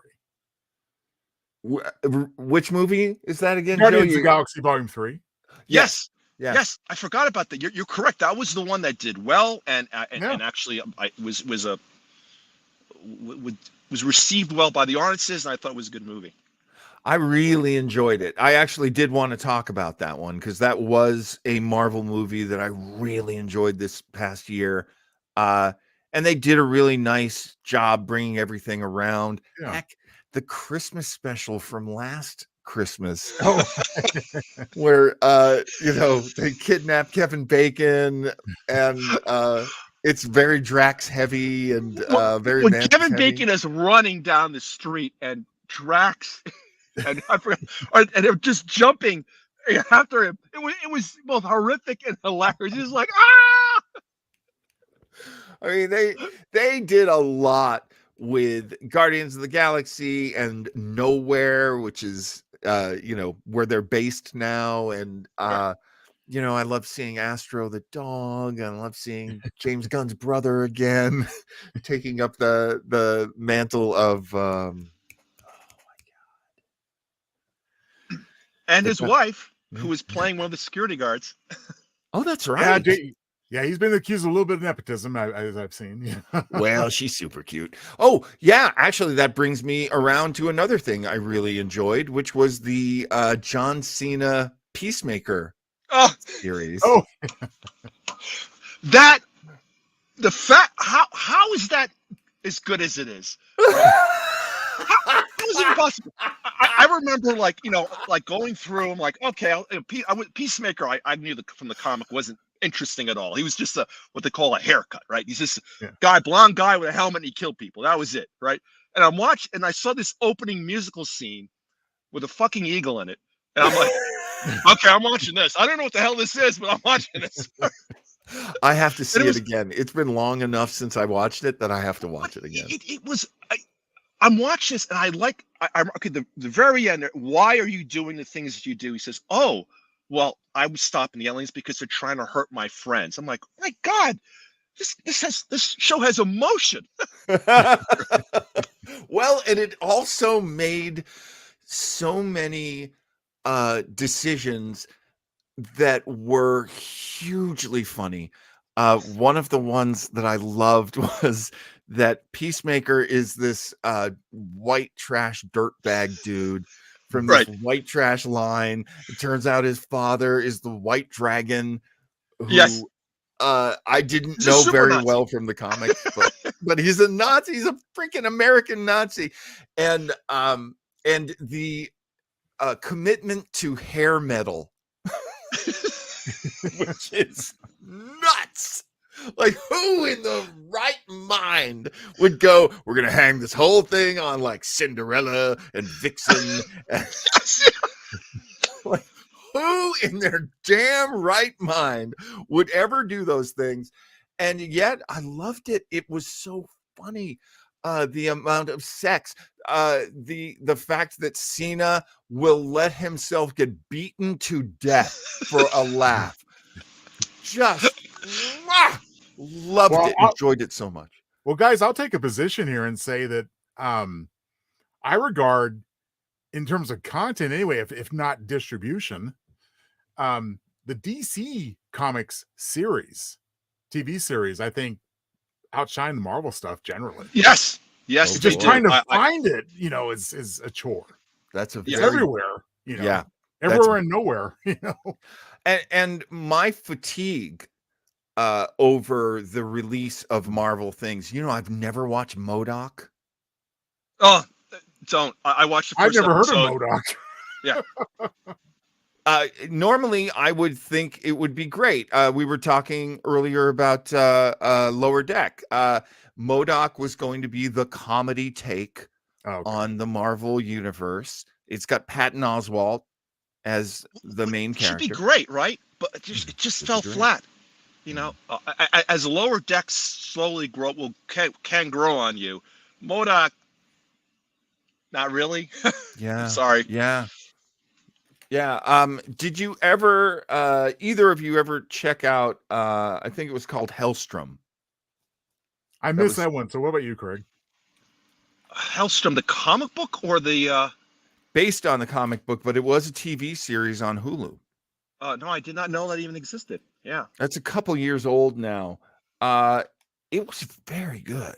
It's really moody. I suspect, I haven't seen Legion, but I suspect it's like Legion in the Oh, sense that they were looking for an audience that never knew anything about the comic book. I don't know about And you, John, but the suspense on these wings is killing me.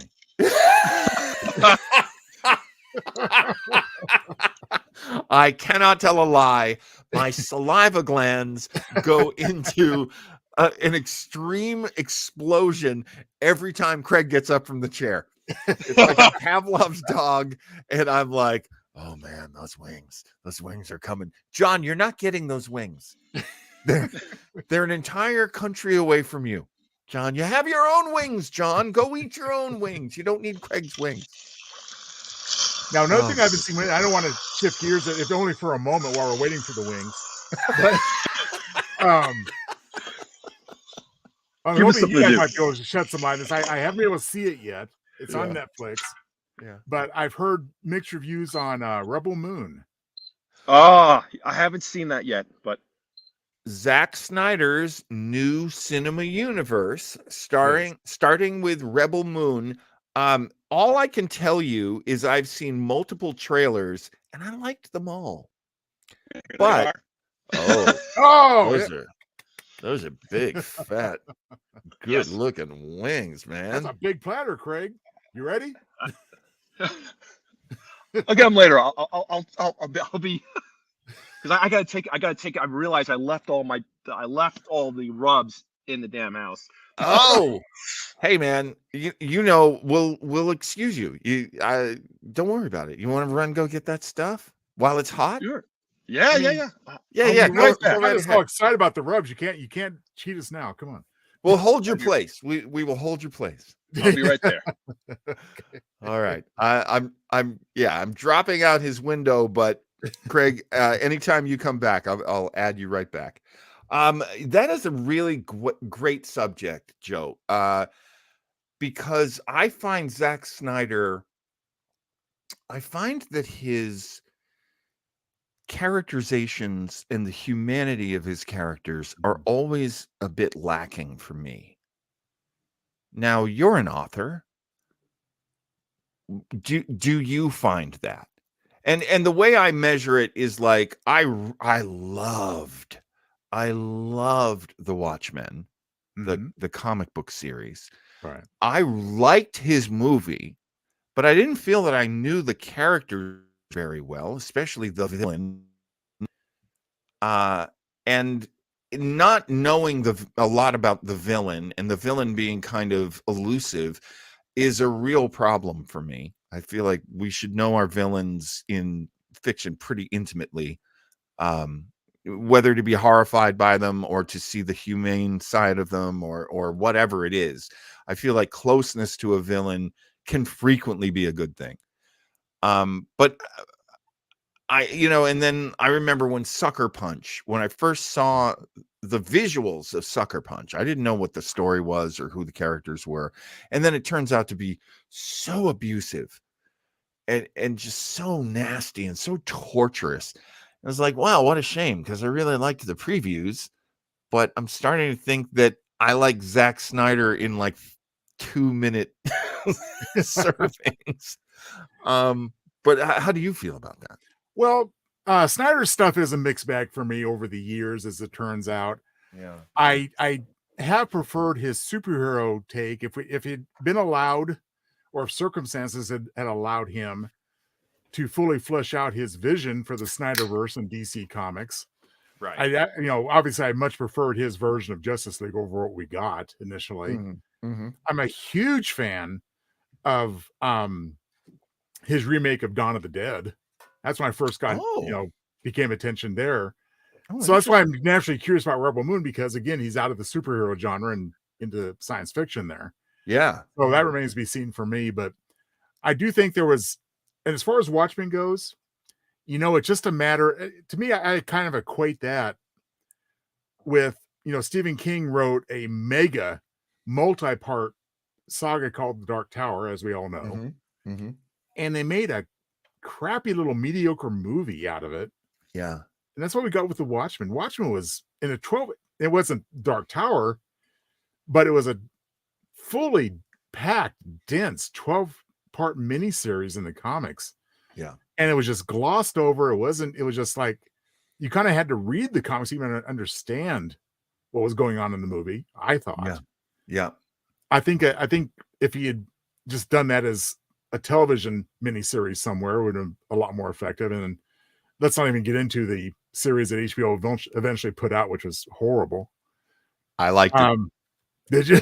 I did like it, but it was a divergence. It was like, we're going to make the original Watchmen, but we can't. So we're going to pretend we can, and we're going to do a whole different take on a whole bunch of different characters. But for me, it was like, well, I like them both. So, I like maybe because I didn't feel like I got the Watchmen I wanted in the movie. Right. Maybe that's why I felt cheated by the series that came later. That's a possibility.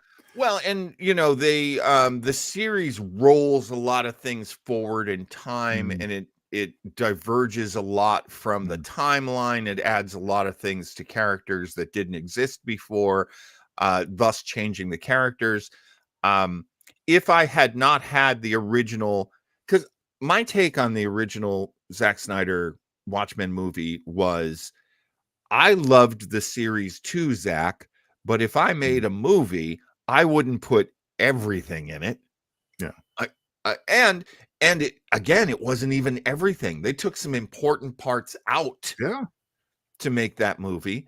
But there were a lot of things that I did like. I really thought Rorschach was well represented. I thought he was. Like I said, the basis is there, but not a lot of the nuance.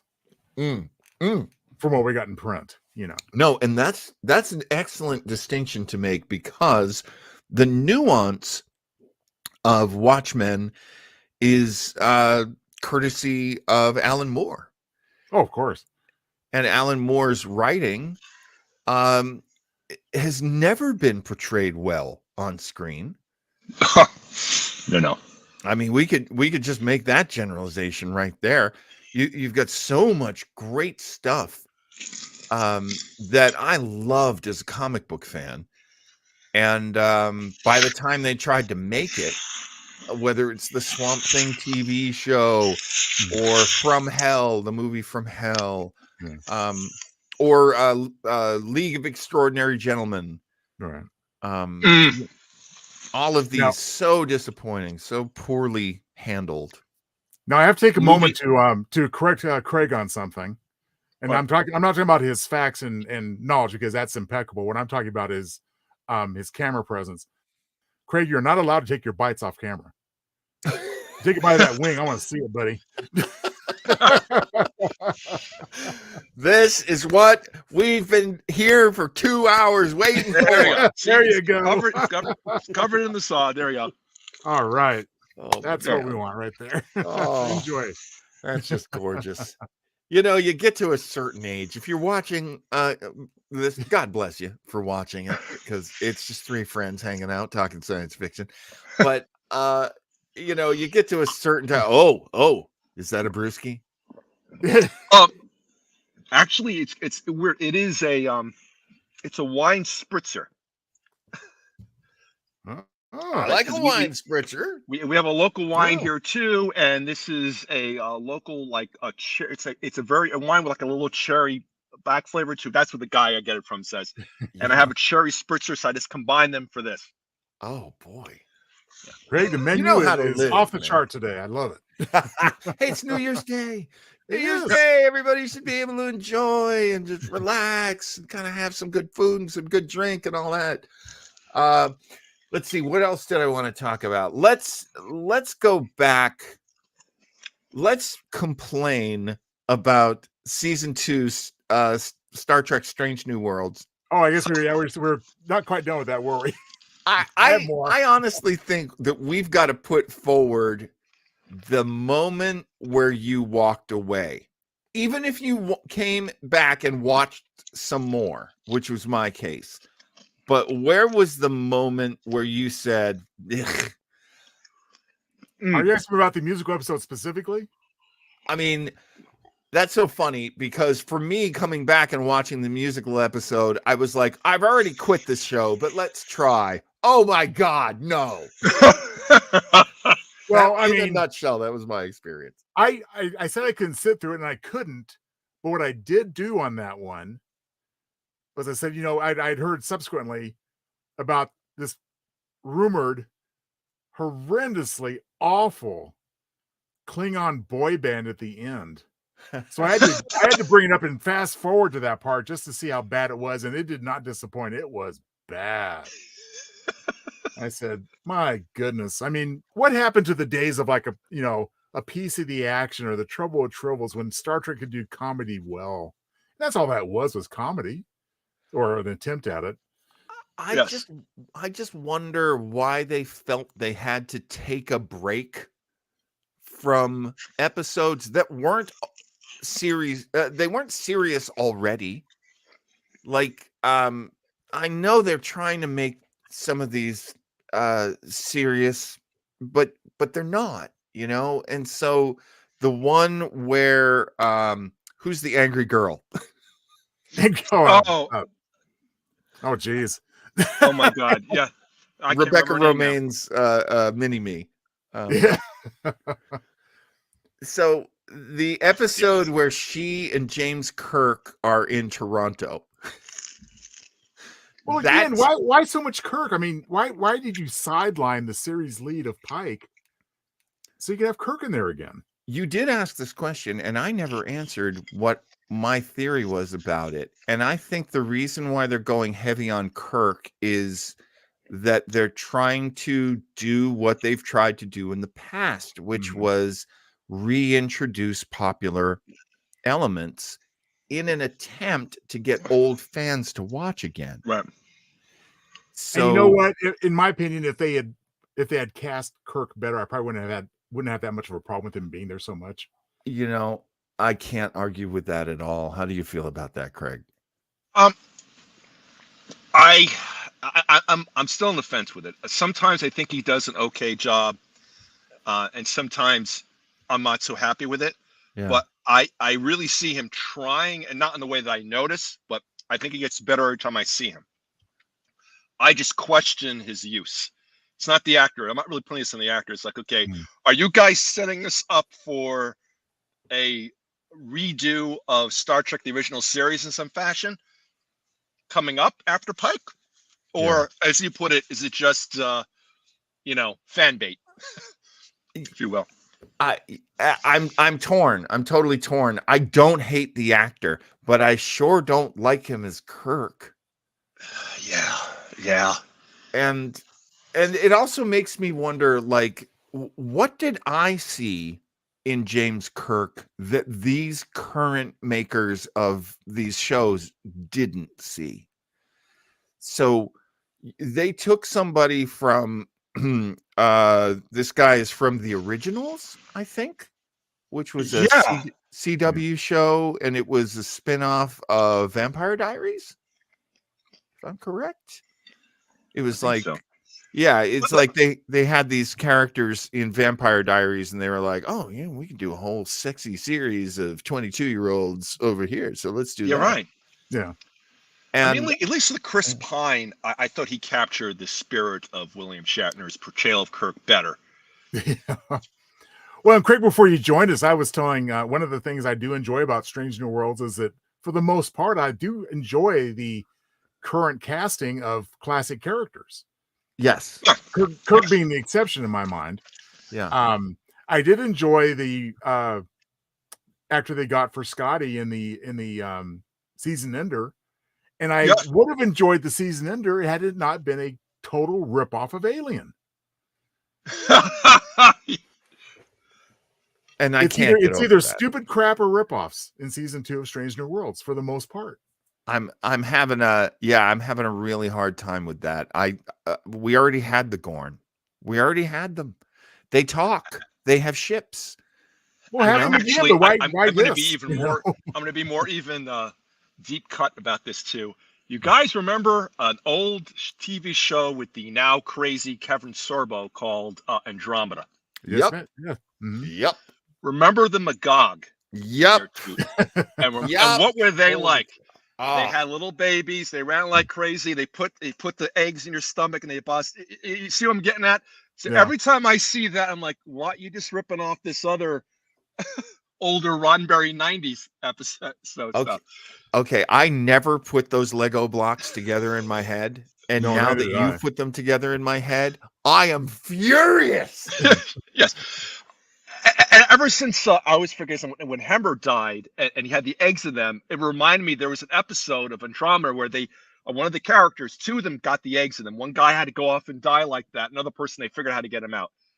Very Oh similar. my God. Well, I there, stopped as an watching aside, Andromeda guys, before that. another reason I hated the musical episode, because we were promised not the return of Hemmer, but return of the actor at least. And Oh, we Yeah. got him in the Klingon boy band. He was a K-pop captain. Yeah. Like, oh boy. Oh That's my terrible. goodness. That is terrible. Well, they're going to bring him back in as some other character. I mean, that's just a Well, we knew placeholder, that, but I right? wanted to see a good character. Yeah, no. I hear you because I love that actor. Absolutely love him. And to me, when I saw Spock's Vulcan DNA getting removed accidentally, and then he's acting like an idiot human, I mean, come on, doesn't he still possess his intellect and his logic and stuff, but just with human emotions yes. filtered in? No, he's a total moron now. Again, a lame attempt at comedy, and it just didn't work. Isn't there a joke in that episode about hijinks? Are these hijinks? Yes. I thought they did a better job in Picard with Data merging with Lore. Yeah, because it was the Data with the same like we know too, but he had Lore's emotions. So you got gems like Data, can't you be more positive? I hope we die quickly.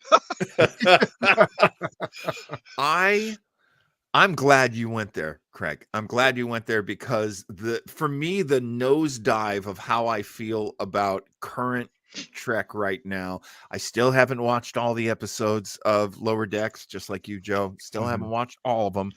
I don't always get the motivation when I sit down to watch something to go, yep, Lower Decks. That's going to be the one I watch. Right.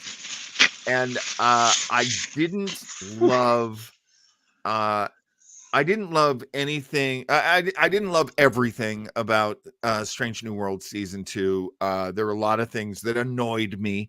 I don't hate it, but I've walked away from it for now. I will circle back. Yeah. I hated the number one. So Una's courtroom drama. I knew that was coming. So they had to bring in the most important lawyer in the universe. It's a Shonda Rhimes episode, man.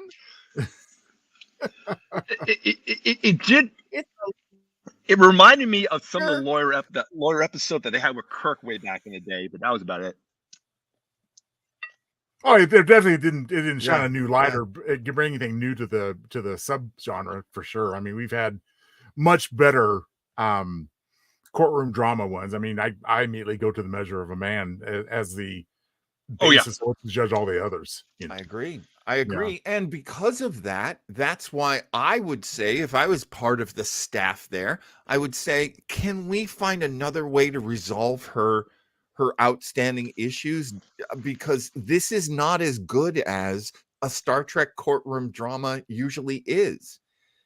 And usually the Star Trek courtroom drama is not an important episode. I mean, it is. It's not a Star Trek-y episode. It's a budget saver. But bottle show. If you guys are a fan of Steve Shive's videos, this was finally, they didn't use the captain as a lawyer. They actually got a real lawyer. So up for space lawyers. Right. I mean, and that's the thing. Like, I don't even hate space lawyers. They had a great space lawyer in the revival of Battlestar Galactica, if you remember that. Oh boy, yep. And I mean, it can happen, it can work, but let's go to the positive. Let's talk about Picard season 3, because that season was going for us. That was.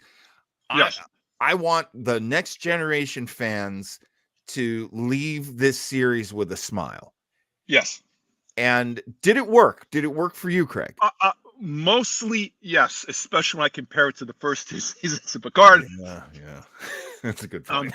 So there was a lot of times I know a lot of people are like, "Oh, this is too much." I thought that for me, yes, sometimes it was a little, but mostly it was it hit home. And I thought the Captain Shaw, Todd Cedric did a great job with that character. Yeah. What actually pissed me off, spoilers again, fact when we passed away, it's like, come on. I knew he had a character redemption. It could have been like you're wounded, or he's like, or he goes off and gives the captaincy to Seven and says, okay.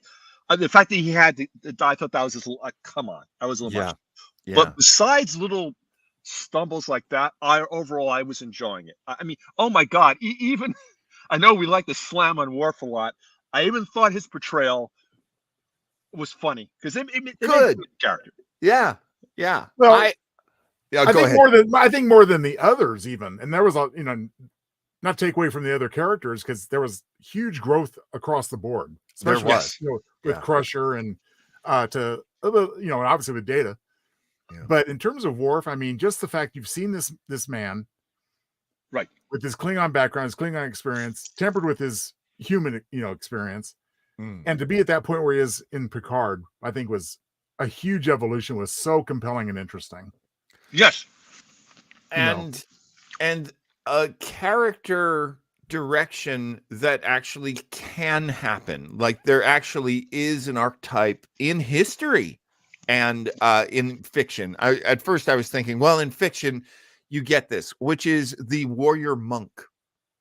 Yes. He's a person of faith and of spirituality that he added to his badassery. And of course, I'm one of the people who's always, I know our good friend Flobo Boyce is always, Worf is the worst. Worf is a coward. Worf is a cream puff. He's a bad daddy. He's a crash test dummy. Yeah. He's a bad daddy. Like all the things you can say bad about Worf, our friend Flobo says about Worf. And I've always loved the sort of samurai element of Worf. Right. The warrior philosopher that he was sort of slowly developing into. And now that we've jumped ahead in time, he's fully in there. And I really dug that. Also, I thought it saved the character of Raffi. Yeah. Yeah, I totally agree. Yeah. Before I was always indifferent about it. I hate to be mean. It's not the actress's fault. Once again, I'm slamming on the poor writers here. Yeah. But I liked her arc too. She is now first officer on the ship. I buy it. I like Seven's arc too. Yes. Nice to see her, just actually having a character and being established. Yes. Well, that was kind of I'll cool. use this opportunity to reiterate a couple points I made in our series wrap up we did earlier last year. And I love the 10 episodes as a whole. Again, maybe it could have been 7 or 8, but hey, that's fine. Yeah. Can't argue there. The things I would have just made it even more perfect in my mind. Number one, I totally agree with Craig. It gave so little dramatic impact at the expense of losing a great character by killing off Shaw. I would have been perfectly fine if they wanted to set the stage for something more. Right. To have Shaw, right?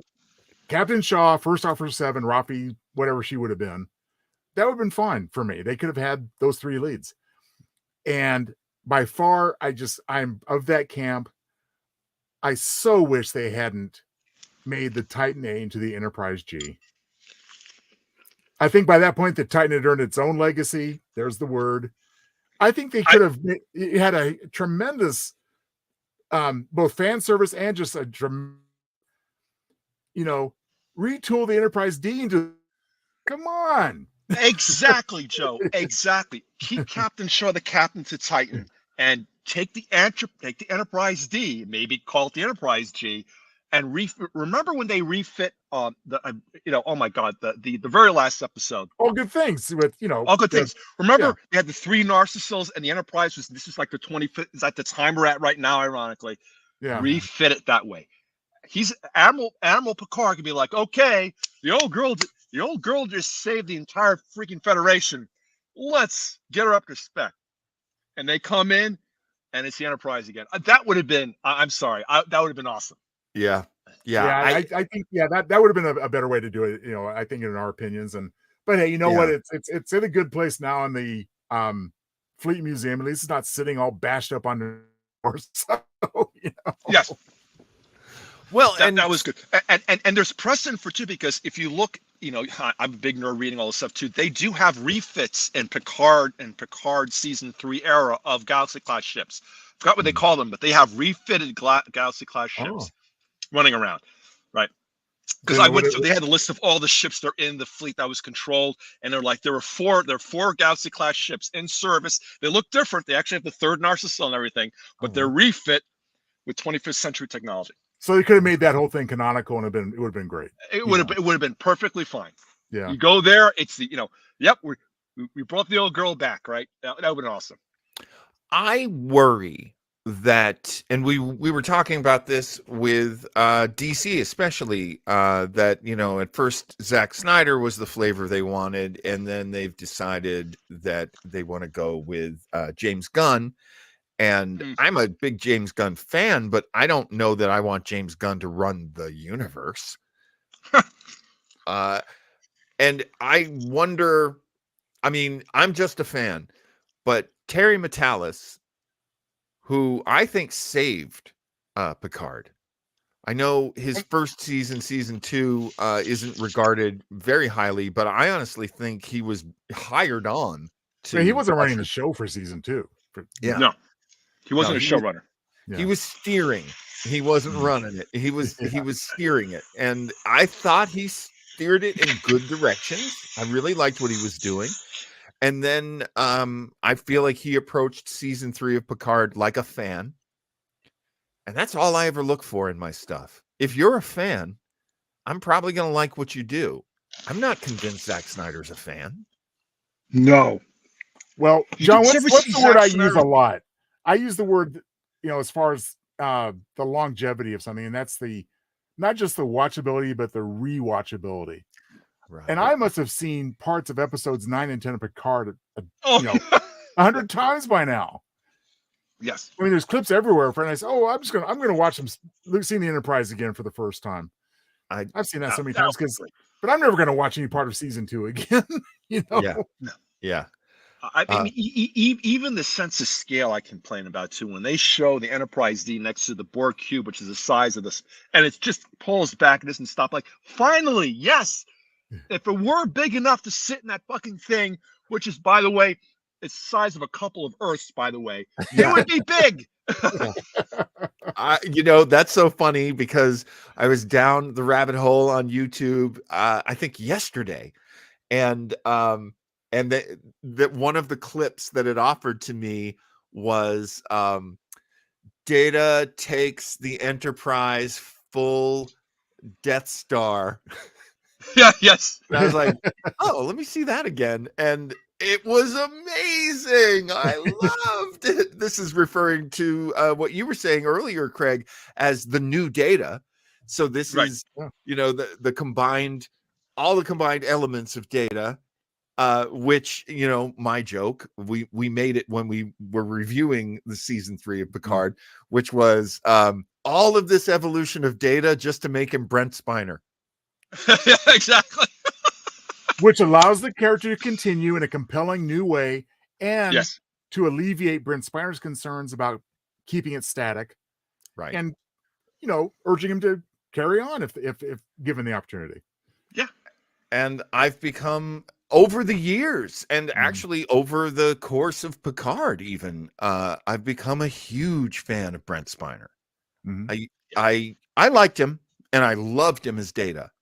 But he would always, remember, there's the Holosuite episode where he's all the bad guys in the Western. Oh, yeah. It's full of Datas. It's like the Data family. And I saw him. I forgot. There's a YouTuber that I watched that was interviewing Brent Spiner about that. And he says, "Listen," and he always says, "I appreciated having this work, but that episode, he he was on set the whole time. Oh, And there was another one. The next episode's be another day-centric episode. He said, guys, I need to sleep. Because he says everybody else is like, he's on set the whole playing like 10 different characters. Right. Oh, we're gonna have like this other one. He's like, no, I really fuck. Come on. It's so funny. Look, I can tell you that just on my level, my little level of doing theater, and almost never doing a lead, almost never getting a lead, because I'm just not a leading man. I'm a character actor. I love being that. I got a lead in a play, and then immediately after that, I directed. Wow. And if you take that, so I'm doing it in a little theater out here in, rural California. But if you take that to a set on a studio with all of these executives, because your show is so valuable and brings in so much money and is so important all over the world, that becoming the breakout character like Brent Spiner's Data did become, it's a huge burden. And as an actor, you always want to try to do different things. Yeah. Well, I think one thing that the Next Gen cast has managed to accomplish in various ways, that the original crew, of course, had trouble with, as far as the typecasting elements, the versatility is there for a lot of those actors. I mean, Brent Spiner, for example, boy, seek him out in a few different things. Seek him out as the Hick that appeared in a few episodes of the original Night Court. Right. Seek him out as, now, of course, this isn't as impressive, but of course, his appearances in Independence Day and its sequel. Yeah. And in the sequel, he's much better. The character. Seek him out in. He's the funniest thing in the movie. He's in another much better, funnier movie by himself for 15 minutes. You forget that you're watching this crap. Right. But if nothing else, and it's on Tubi, I believe, for free. Yes. One of the. But seek him out in what I consider to be one of the best episodes of the 90s Outer Limits, called The Deprogrammers. Oh, yes. He's awesome in that episode. I remember that. Yeah. Oh, boy. Yep. Because I didn't know about that. So this is in the latter. Would this be in the Outer Limits that was on Showtime? That's correct. Season 2, I don't, that'll get you close enough to find it. The program. You'll find it. Yeah, it's funny you mentioned that, Joe. I do remember that one. Yeah, I won't give away the thing there, but but he was just, all these examples show his versatility, as Patrick Stewart has shown in his various works. I remember Independence Day 2. He's out of that coma. He's wearing that medical schmuck, and there's one scene, and the movie at this point, it's like it's in full ridiculousness, and he just stops. And he looks back. And he goes, "How come none of you told me my ass has been hanging out here for the last 15 minutes?" Oh, and what would a Starbase 80 show be without at least one Townsville tidbit? And here it is. In the Deprogrammers, the actor's name escapes me, but you'll know him. The other lead in that episode is the same actor who was in the Conundrum episode of TNG, which was the one where they woke up, didn't know who anybody was. They all had yes, you're right. So those two actors were reunited in the Deprogrammers. You'll recognize when you see them. Yeah, he played the mysterious commander. Oh, yeah, you're right. Wow, that is the same guy. I didn't realize that. That's cool. Yep. I love stuff like that. I love how often these actors' paths cross each other. It is one of my favorite things about Canadian science fiction. Mm-hmm. Your Stargate, Farscape, your dark matter. They will bring characters back. I'm sorry. Actors will this guy from Stargate, and he was a regular, and now in Dark Matter he's like this sleazy villain. Oh God, what's his name? It's like William B. Yancey or something. The cigarette smoking man from. Oh yeah. He's in so much good stuff. Here's another suggestion. I love this show. God, I love this show so much. It's on Amazon and it's called Upload. I've seen this advertised. Just see Sarah, yeah. He's actually Cigarette Smoking Man is a villain on this show, which is what reminded me. But it stars the brother of the guy who starred in Arrow. Currently, both brothers are in the show Heels, which I don't like. Stars is the one thing I don't get, so I don't get to see Heels, even though I love wrestling and it's about wrestling. But these guys are fantastic. You gotta check this show out. I have one more Brent Spiner appearance, although it's not much of a part, but check it out. It's readily available on YouTube. 80s Twilight Zone, season 1, a story called Dead Run, features both Brent Spiner and John Delancey. Oh, wow. But not together. Not together. Wow. And it's a great story, so check that out. Did I ever tell you guys I was in a movie with John Delancey? No. I had worked on a sitcom. I had worked on D.L. Hughley's sitcom, The Hughleys. Yeah. Oh. And I played a neighbor. And so I'm one of the parents of kids at, D.L. Hughley's kids are going to the local school, and my character's son is going to that school. So we're always at these like PTA meetings and stuff together. And the teacher that we're always talking to was played by the comedian Taylor Negron. I know him. Yeah. Now Taylor, who played pizza delivery guy in Fast Times. Pizza guy in Fast Times. Okay. Last Boy Scout. He was. Oh yes. He was like the psycho villain in Last Boy Scout. And then there was a Ben Stiller show sketch about Ben Stiller being in a Die Hard movie, which was based in a supermarket. And Taylor Negron plays the villain in that, where he's like, everybody spread out, march now. It's just, anyway, I'm so far off the So I know Taylor. So Taylor and I are friends because we've done a few episodes of the Hughleys together. And I'm a huge fan, and he is the sweetest guy in the world. Taylor is no longer with us. I think we lost him almost like 10 years ago now. That's right. Geez.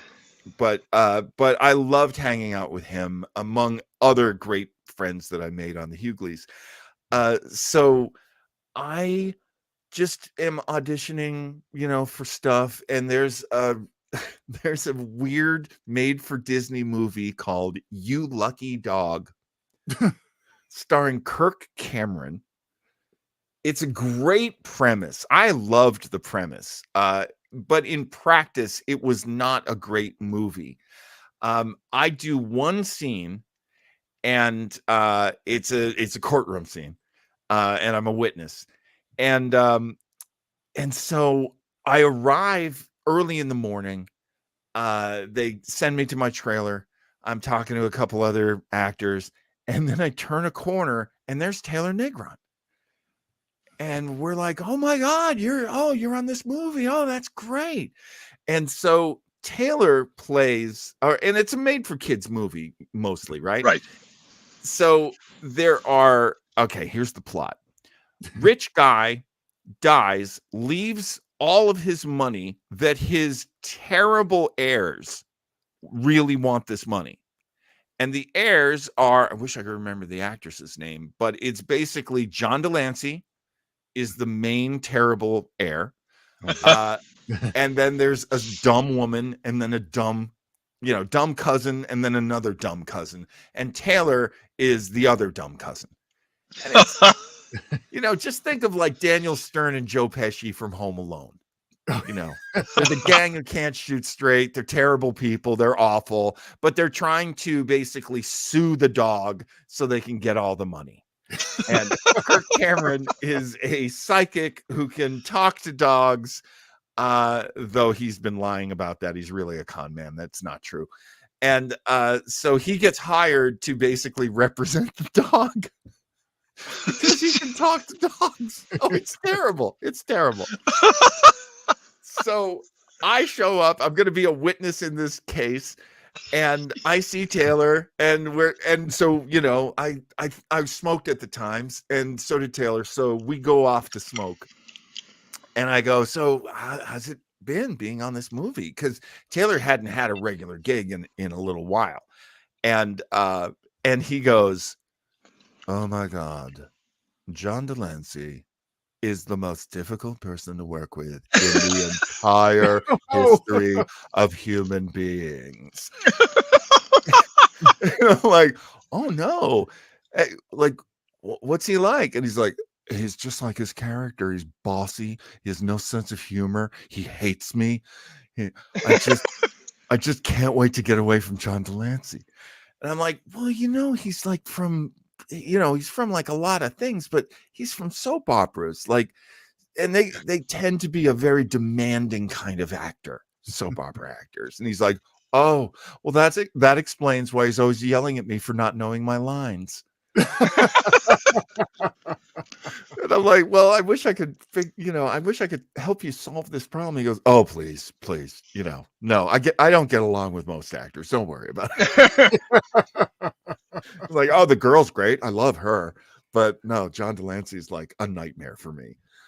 And when I could have met John Delancey, he put his nose right up in the air and sailed right past me. He didn't let me say like, oh, hi, Mr. Delancey, I'm a big fan, which is the most I ever do to anybody. Right. I've met quite a few people. When I met Avery Brooks, I am a big fan. Now you can leave. And he was like, that's nice. And off he goes. And that's all I'm looking for is like, that's cool. Let me say hi. Yeah.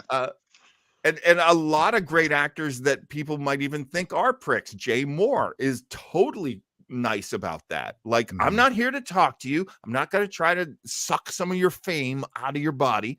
I just want to say hi. I just want to acknowledge you. And I usually only do this if I am a big fan. So anyway, yeah, John Delancey. But Taylor, here's the thing. And I'll say this, Taylor's no longer with us. So please forgive me, Taylor. I think he and John Delancey are a little similar. Oh. And so, that can be some friction. Yeah. So sometimes being queen bee on a show is hard on all the bees. And read into that however you will. But I will say, Taylor was always sweet. And I don't expect John Delancey to be totally sweet. I'm sure he's sweet with his friends, Gentlemen, look at us. We have gone 2 hours and 37 minutes on this. And we can keep going because there's so much fun stuff to talk about. Well, we got the coming weeks and months to do that too. That's true. Yes. That's true. We got to do true. this again. That's true. Oh, definitely. So I gotta go soon because I've got to probably make some food for the ladies. Yeah, I hear you. So they watch me come with this big plate of wings. I was gonna say, you made them hungry. No, I'm getting these little messages. I get little messages like, oh, where's the hamburger? Yeah, okay, I know. It's a subtle hint that get in here, put your goddamn apron on. I have been avoiding saying it, but I will say it. I've watched less genre stuff in the past year, less science fiction, less superhero stuff. And the main reason why is because as much as I've been complaining about Max, it has reunited me with the old cooking shows that I always didn't watch, but wanted to watch. And I have become such a heavy watcher. I watch like 3 episodes of Chopped a day. Okay. It's Chopped, the British baking show, and I hate to say it, I even watched the chefs yelling at each other's show, Iron Chef, whatever. This is Well, you know what? Gordon Ramsay's got a new one on Fox. I've been keeping up with that on Tubi. Oh, no kidding! He's got a new Kitchen Nightmares Is that going. the high-level chef thing? No, it's a new Kitchen Nightmares. Oh, really? Yeah, he's about 7 or 8 episodes into it at this point. So binge those on Tubi. You've got to throw this away. You're killing people. Shut it down. Shut it down. And I do have to admit, and this has been so hard for me. I do have to admit, speaking of Iron Chef, I have finally come to respect Bobby Flay. What? You I mean always hated him so much because it's only with TV chefs that you see that level of no charisma. You know, like Guy Fieri, who's the other one? Bam! Oh God, Emerald. Yeah, there you go. Thanks. These guys get in front of a camera and their eyes are just dead. And Bobby Flay was like that for me. Like, why does anyone like Bobby Flay? And I have to admit, I've watched him cook on several different shows now. I'm like, I don't think anyone can beat Bobby Flay. there's a show called Beat Bobby Flay. I watch it quite a bit. As a matter of fact, I admitted to my nephew, and again, like with you guys, you're so kind and so patient with me because it's like, why are we talking about Bobby Flay? I always hated him so much, and now one of my favorite Christmas presents is a cookbook. I love it. Of dishes, and my nephew was like, I think you're gonna like it because it's got it basically tells you episode by episode who won, and I'm like, no, I haven't watched all the episodes yet. So I'll be like, okay, I know I want to find out how he makes his rice, so I'll just read that much. Well, John, despite the fact that we have a Starfield as our background today, in no way obligated to talk about anything just totally within the sci-fi and superhero universe. So please bring it on. We can tie it back. So there's one thing I have enjoyed, even the second season of Star Trek Strange New Worlds. It's the cooking. I mean, Captain Pike, forget about, I think he's a good captain, but Jesus Christ, I want to be invited to those things. I mean, Oh my God, those ribs he made last night. I was like, God damn it. That's okay. I'm going, you want to meet the captain? No, I want to eat. Yeah, he certainly has Riker beat when Riker makes those nasty eggs, only Worf likes. Oh, yeah, exactly. Those horrible, and those stupid little nouveau cuisine. No, this was like, a good, Texas size here.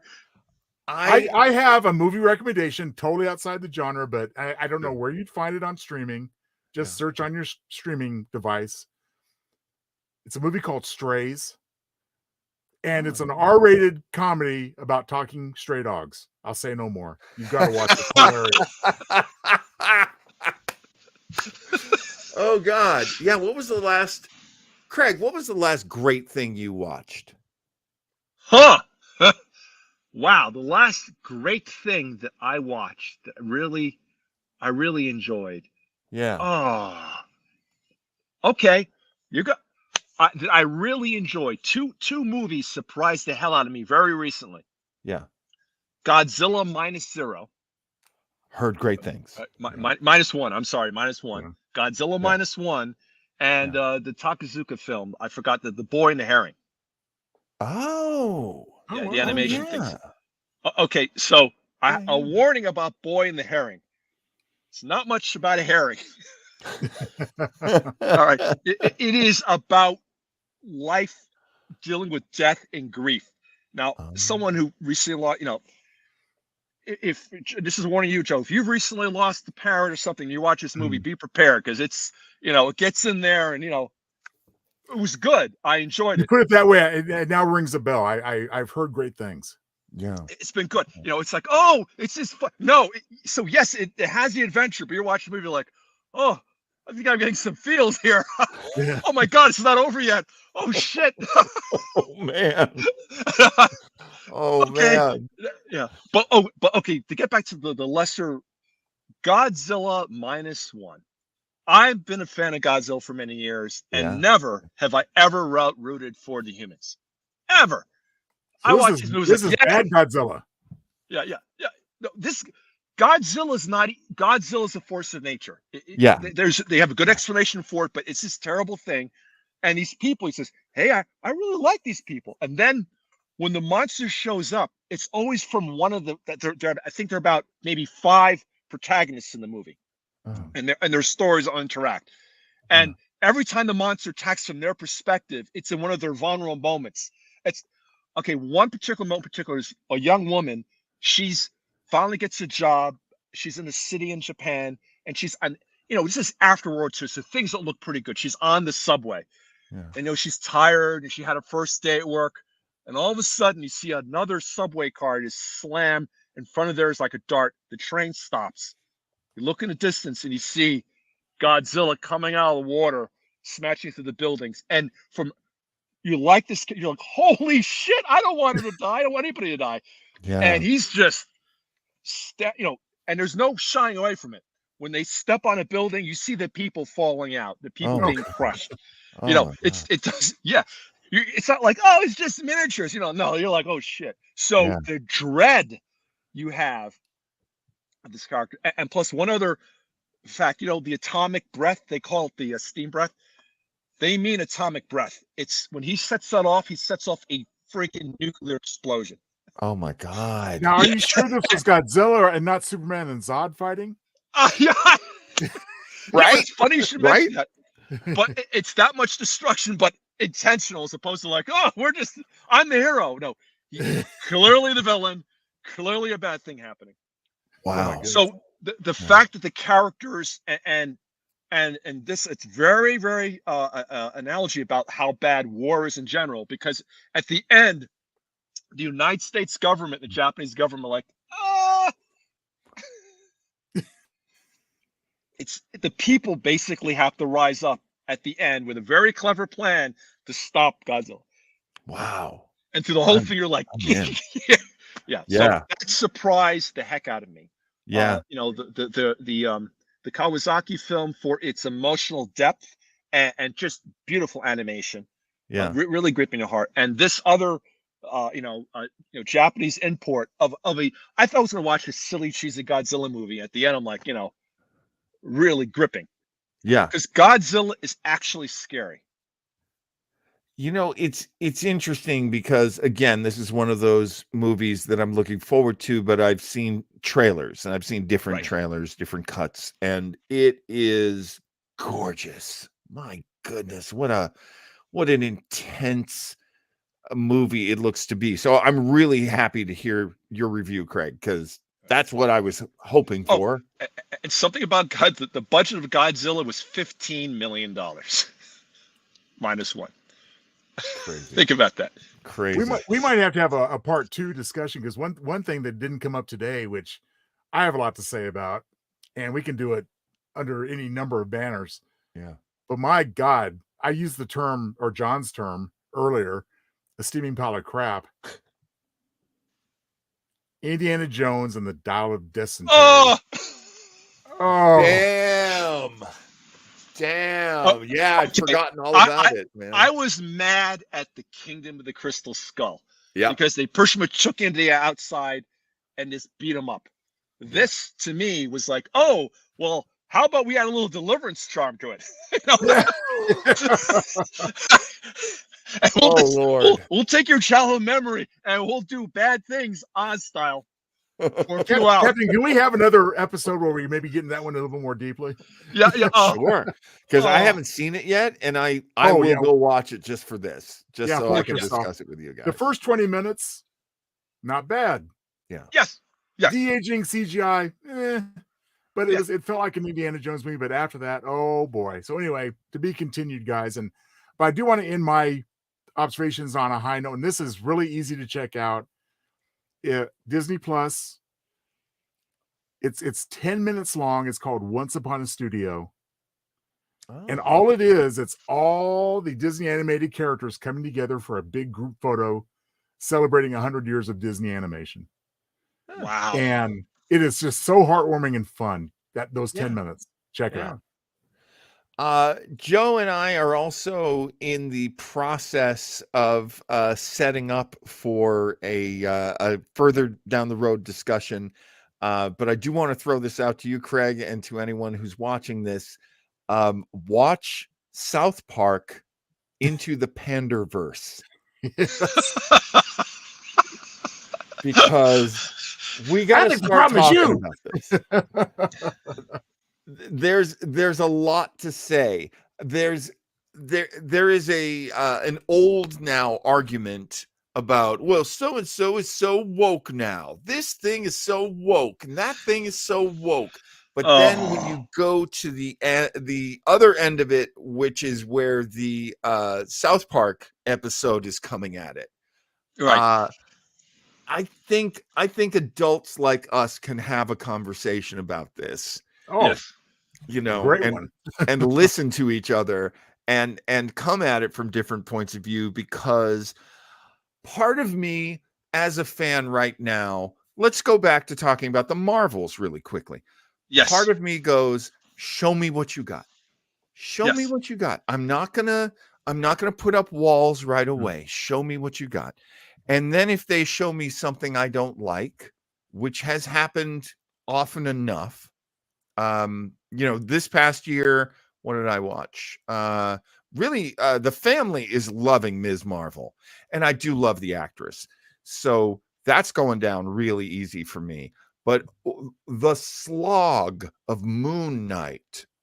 Oh, Oh, the slog. And these are actors I like. yes. And it was good looking. It's good looking show. The Good pacing. timing. You're right, because all of a sudden and I forgot the name of the actress who plays it. So that a character she plays who shows up the last 5 minutes. Yeah. She's a major player in the Moon Knight comics. Have her show up at the beginning and show Yeah. me some more effing Moon Knight. Yeah. Okay. Yeah. So, it's there are some exhausting things out there. They are sucking the life out of the successful stuff Yes. by being sort of medium to lower successful. Right. I don't know, guys. I think we got the basis for a part 2. Yeah. No, I think we do. I think we got to start talking about that level, because I have to say, look, as a pretty super liberal person, which I'm never afraid to admit to, it always limits me, I think, to simply say, well, that's not a problem. You know, the most powerful person right now in Marvel movies is Captain Marvel. Yes. And that's never been true in Marvel. Right. But it was Silver Surfer. She Yeah. might have been a close third. Thor. Yeah. Thor and her equal power. Oh, and Hulk. yeah, Hulk. and Hulk. Especially after World War Hulk. Now Well, Hulk, Captain Marvel, and Thor all live in the same pantheon of power in Yeah. terms of the heroes. And then you got villains. You got Magneto and Yeah. Thanos. Yeah.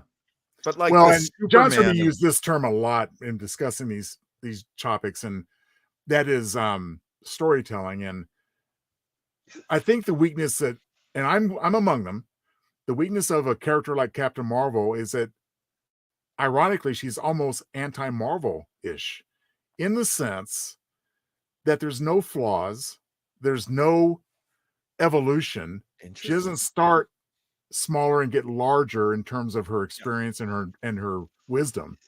Right. She's like the Miss kick-ass, all Marvel in powerful the on day comic one. books has an arc, and the whole Civil War thing. She's not that she started it, but she pushed it, and there's a second Civil War with Miss Marvel. First it was Tony Stark versus Captain America, then it was Captain Marvel versus Tony Stark, and Stark was on the other side, and she was pretty much playing, I wouldn't say a fascist character, but it wasn't a particularly nice look for her. But that was acknowledged in terms of character. You're being too much of a space Nazi for their power. But she never had the level of power as they're portrayed in the movies. And there's one scene, that something she can do at the end of the Marvel, that made me almost go, fuck this movie. But oh wow. And I think in the desire to really promote, and I dare say it, push the female-centric so-called MCU, which I don't personally go there. A character is a character, good or bad. Yeah. But I think that's where you look at it and says, man, I think that's where some of that pandering is coming in. Oh yes. Are we trying to please too many people too soon without earning it? Yes. I agree. If she had like plus there's so many ways they can handle this that they could do a better job, right? Why don't you work on the She-Hulk character a little better? Because Jen's character arc is also an interesting one, right? Another topic I would have loved to address today, which I hope we will have an opportunity to do, because I have a lot of thoughts on that as well. Yeah, we definitely. Oh yeah, I know. I'm trying to lay down the welcome mat. Murdoch, yay! but so much of that series was a disconnection from the comic book, but done in the style of when the comic book was pretty good. When the comic book was pretty good, it was a comedy. Yes. And it really centered around fringy characters and made comments on them. And I always liked that. That always made me very happy to see. There was a scene where She-Hulk's character joins the FF temporarily while the Thing was running around in space. That's right. And she's sunning herself topless on the top of the Baxter Building. And these sleazy, New York lawyer types, photographers, take pictures of her, and go publish them in Playboy.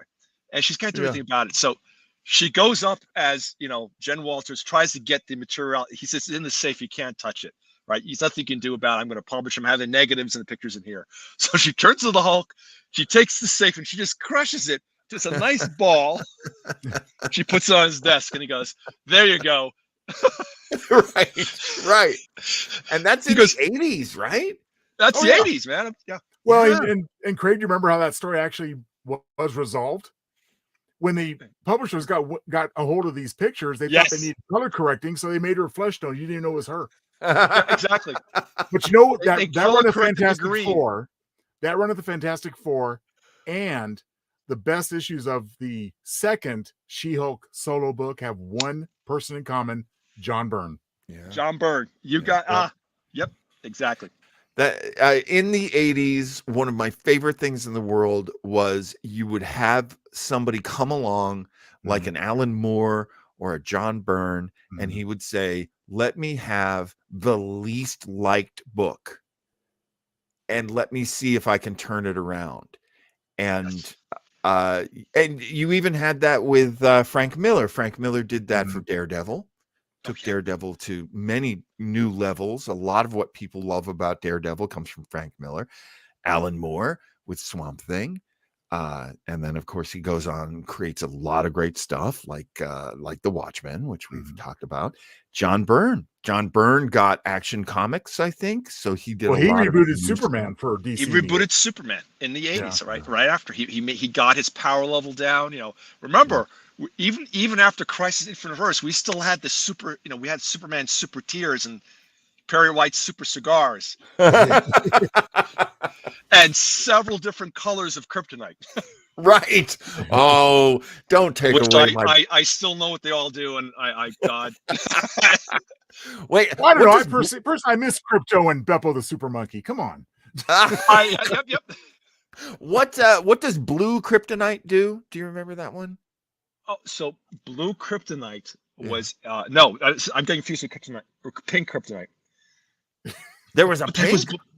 There was a pink kryptonite. Pink kryptonite would change genders.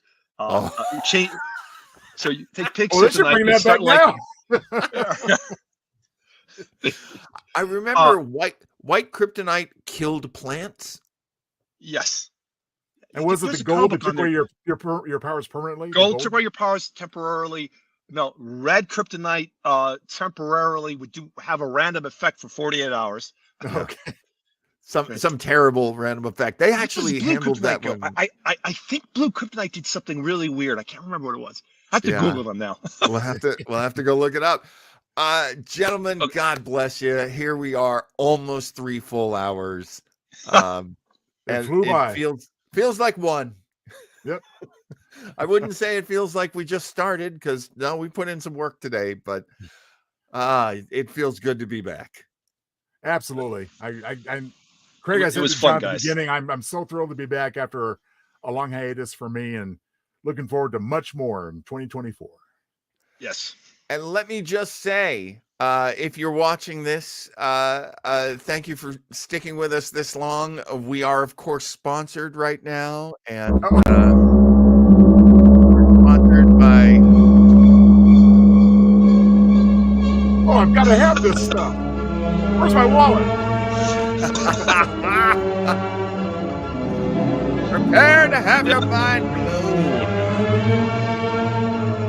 Trying to target the fireworks of Joe Townsville. You can get more details.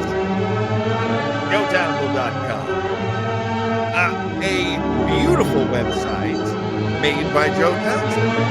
Very nice. Thank you, sir. He's got a lot of talent, that Mr. Townsville. Oh, I so appreciate it. I love the Absolutely. commercial. Kudos to the Absolutely. producer. And I'm just going to throw this aside because I worked all night and all morning on it.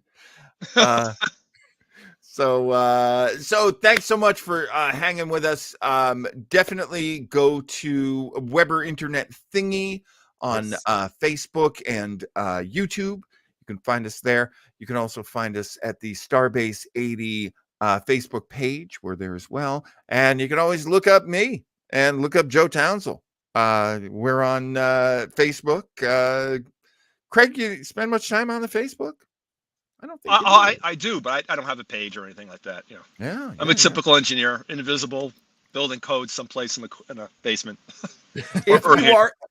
If you are ever interested in joining us on Blue Sky, Craig, let us know. We have invites to give away. Oh, cool. All right. And honestly, yeah, if you want to get in touch with me or Joe, and you're not a total weirdo, we got. I've got quite a few. If you're a partial weirdo, fine. You know. Yeah, it's not too crazy here. Total weirdo. Total weirdo. All right, that's gonna do it. Thanks so much for joining us, Craig. Thanks for being with us on this adventure. Sorry, I can never get away from the disco funk. I don't know what that is. I gotta watch. I don't dance too much because I feel like I'm kind of stealing that for another show. But I may have to put a flashing light warning on this video now. Thanks so much for joining us, Joe Townsville. As always, my friend, always a pleasure. Captain John. Hey, come back next time. And how do I leave the studio again? Here we go. There's a button here that says leave studio. Bye, everybody. See you soon. Bye.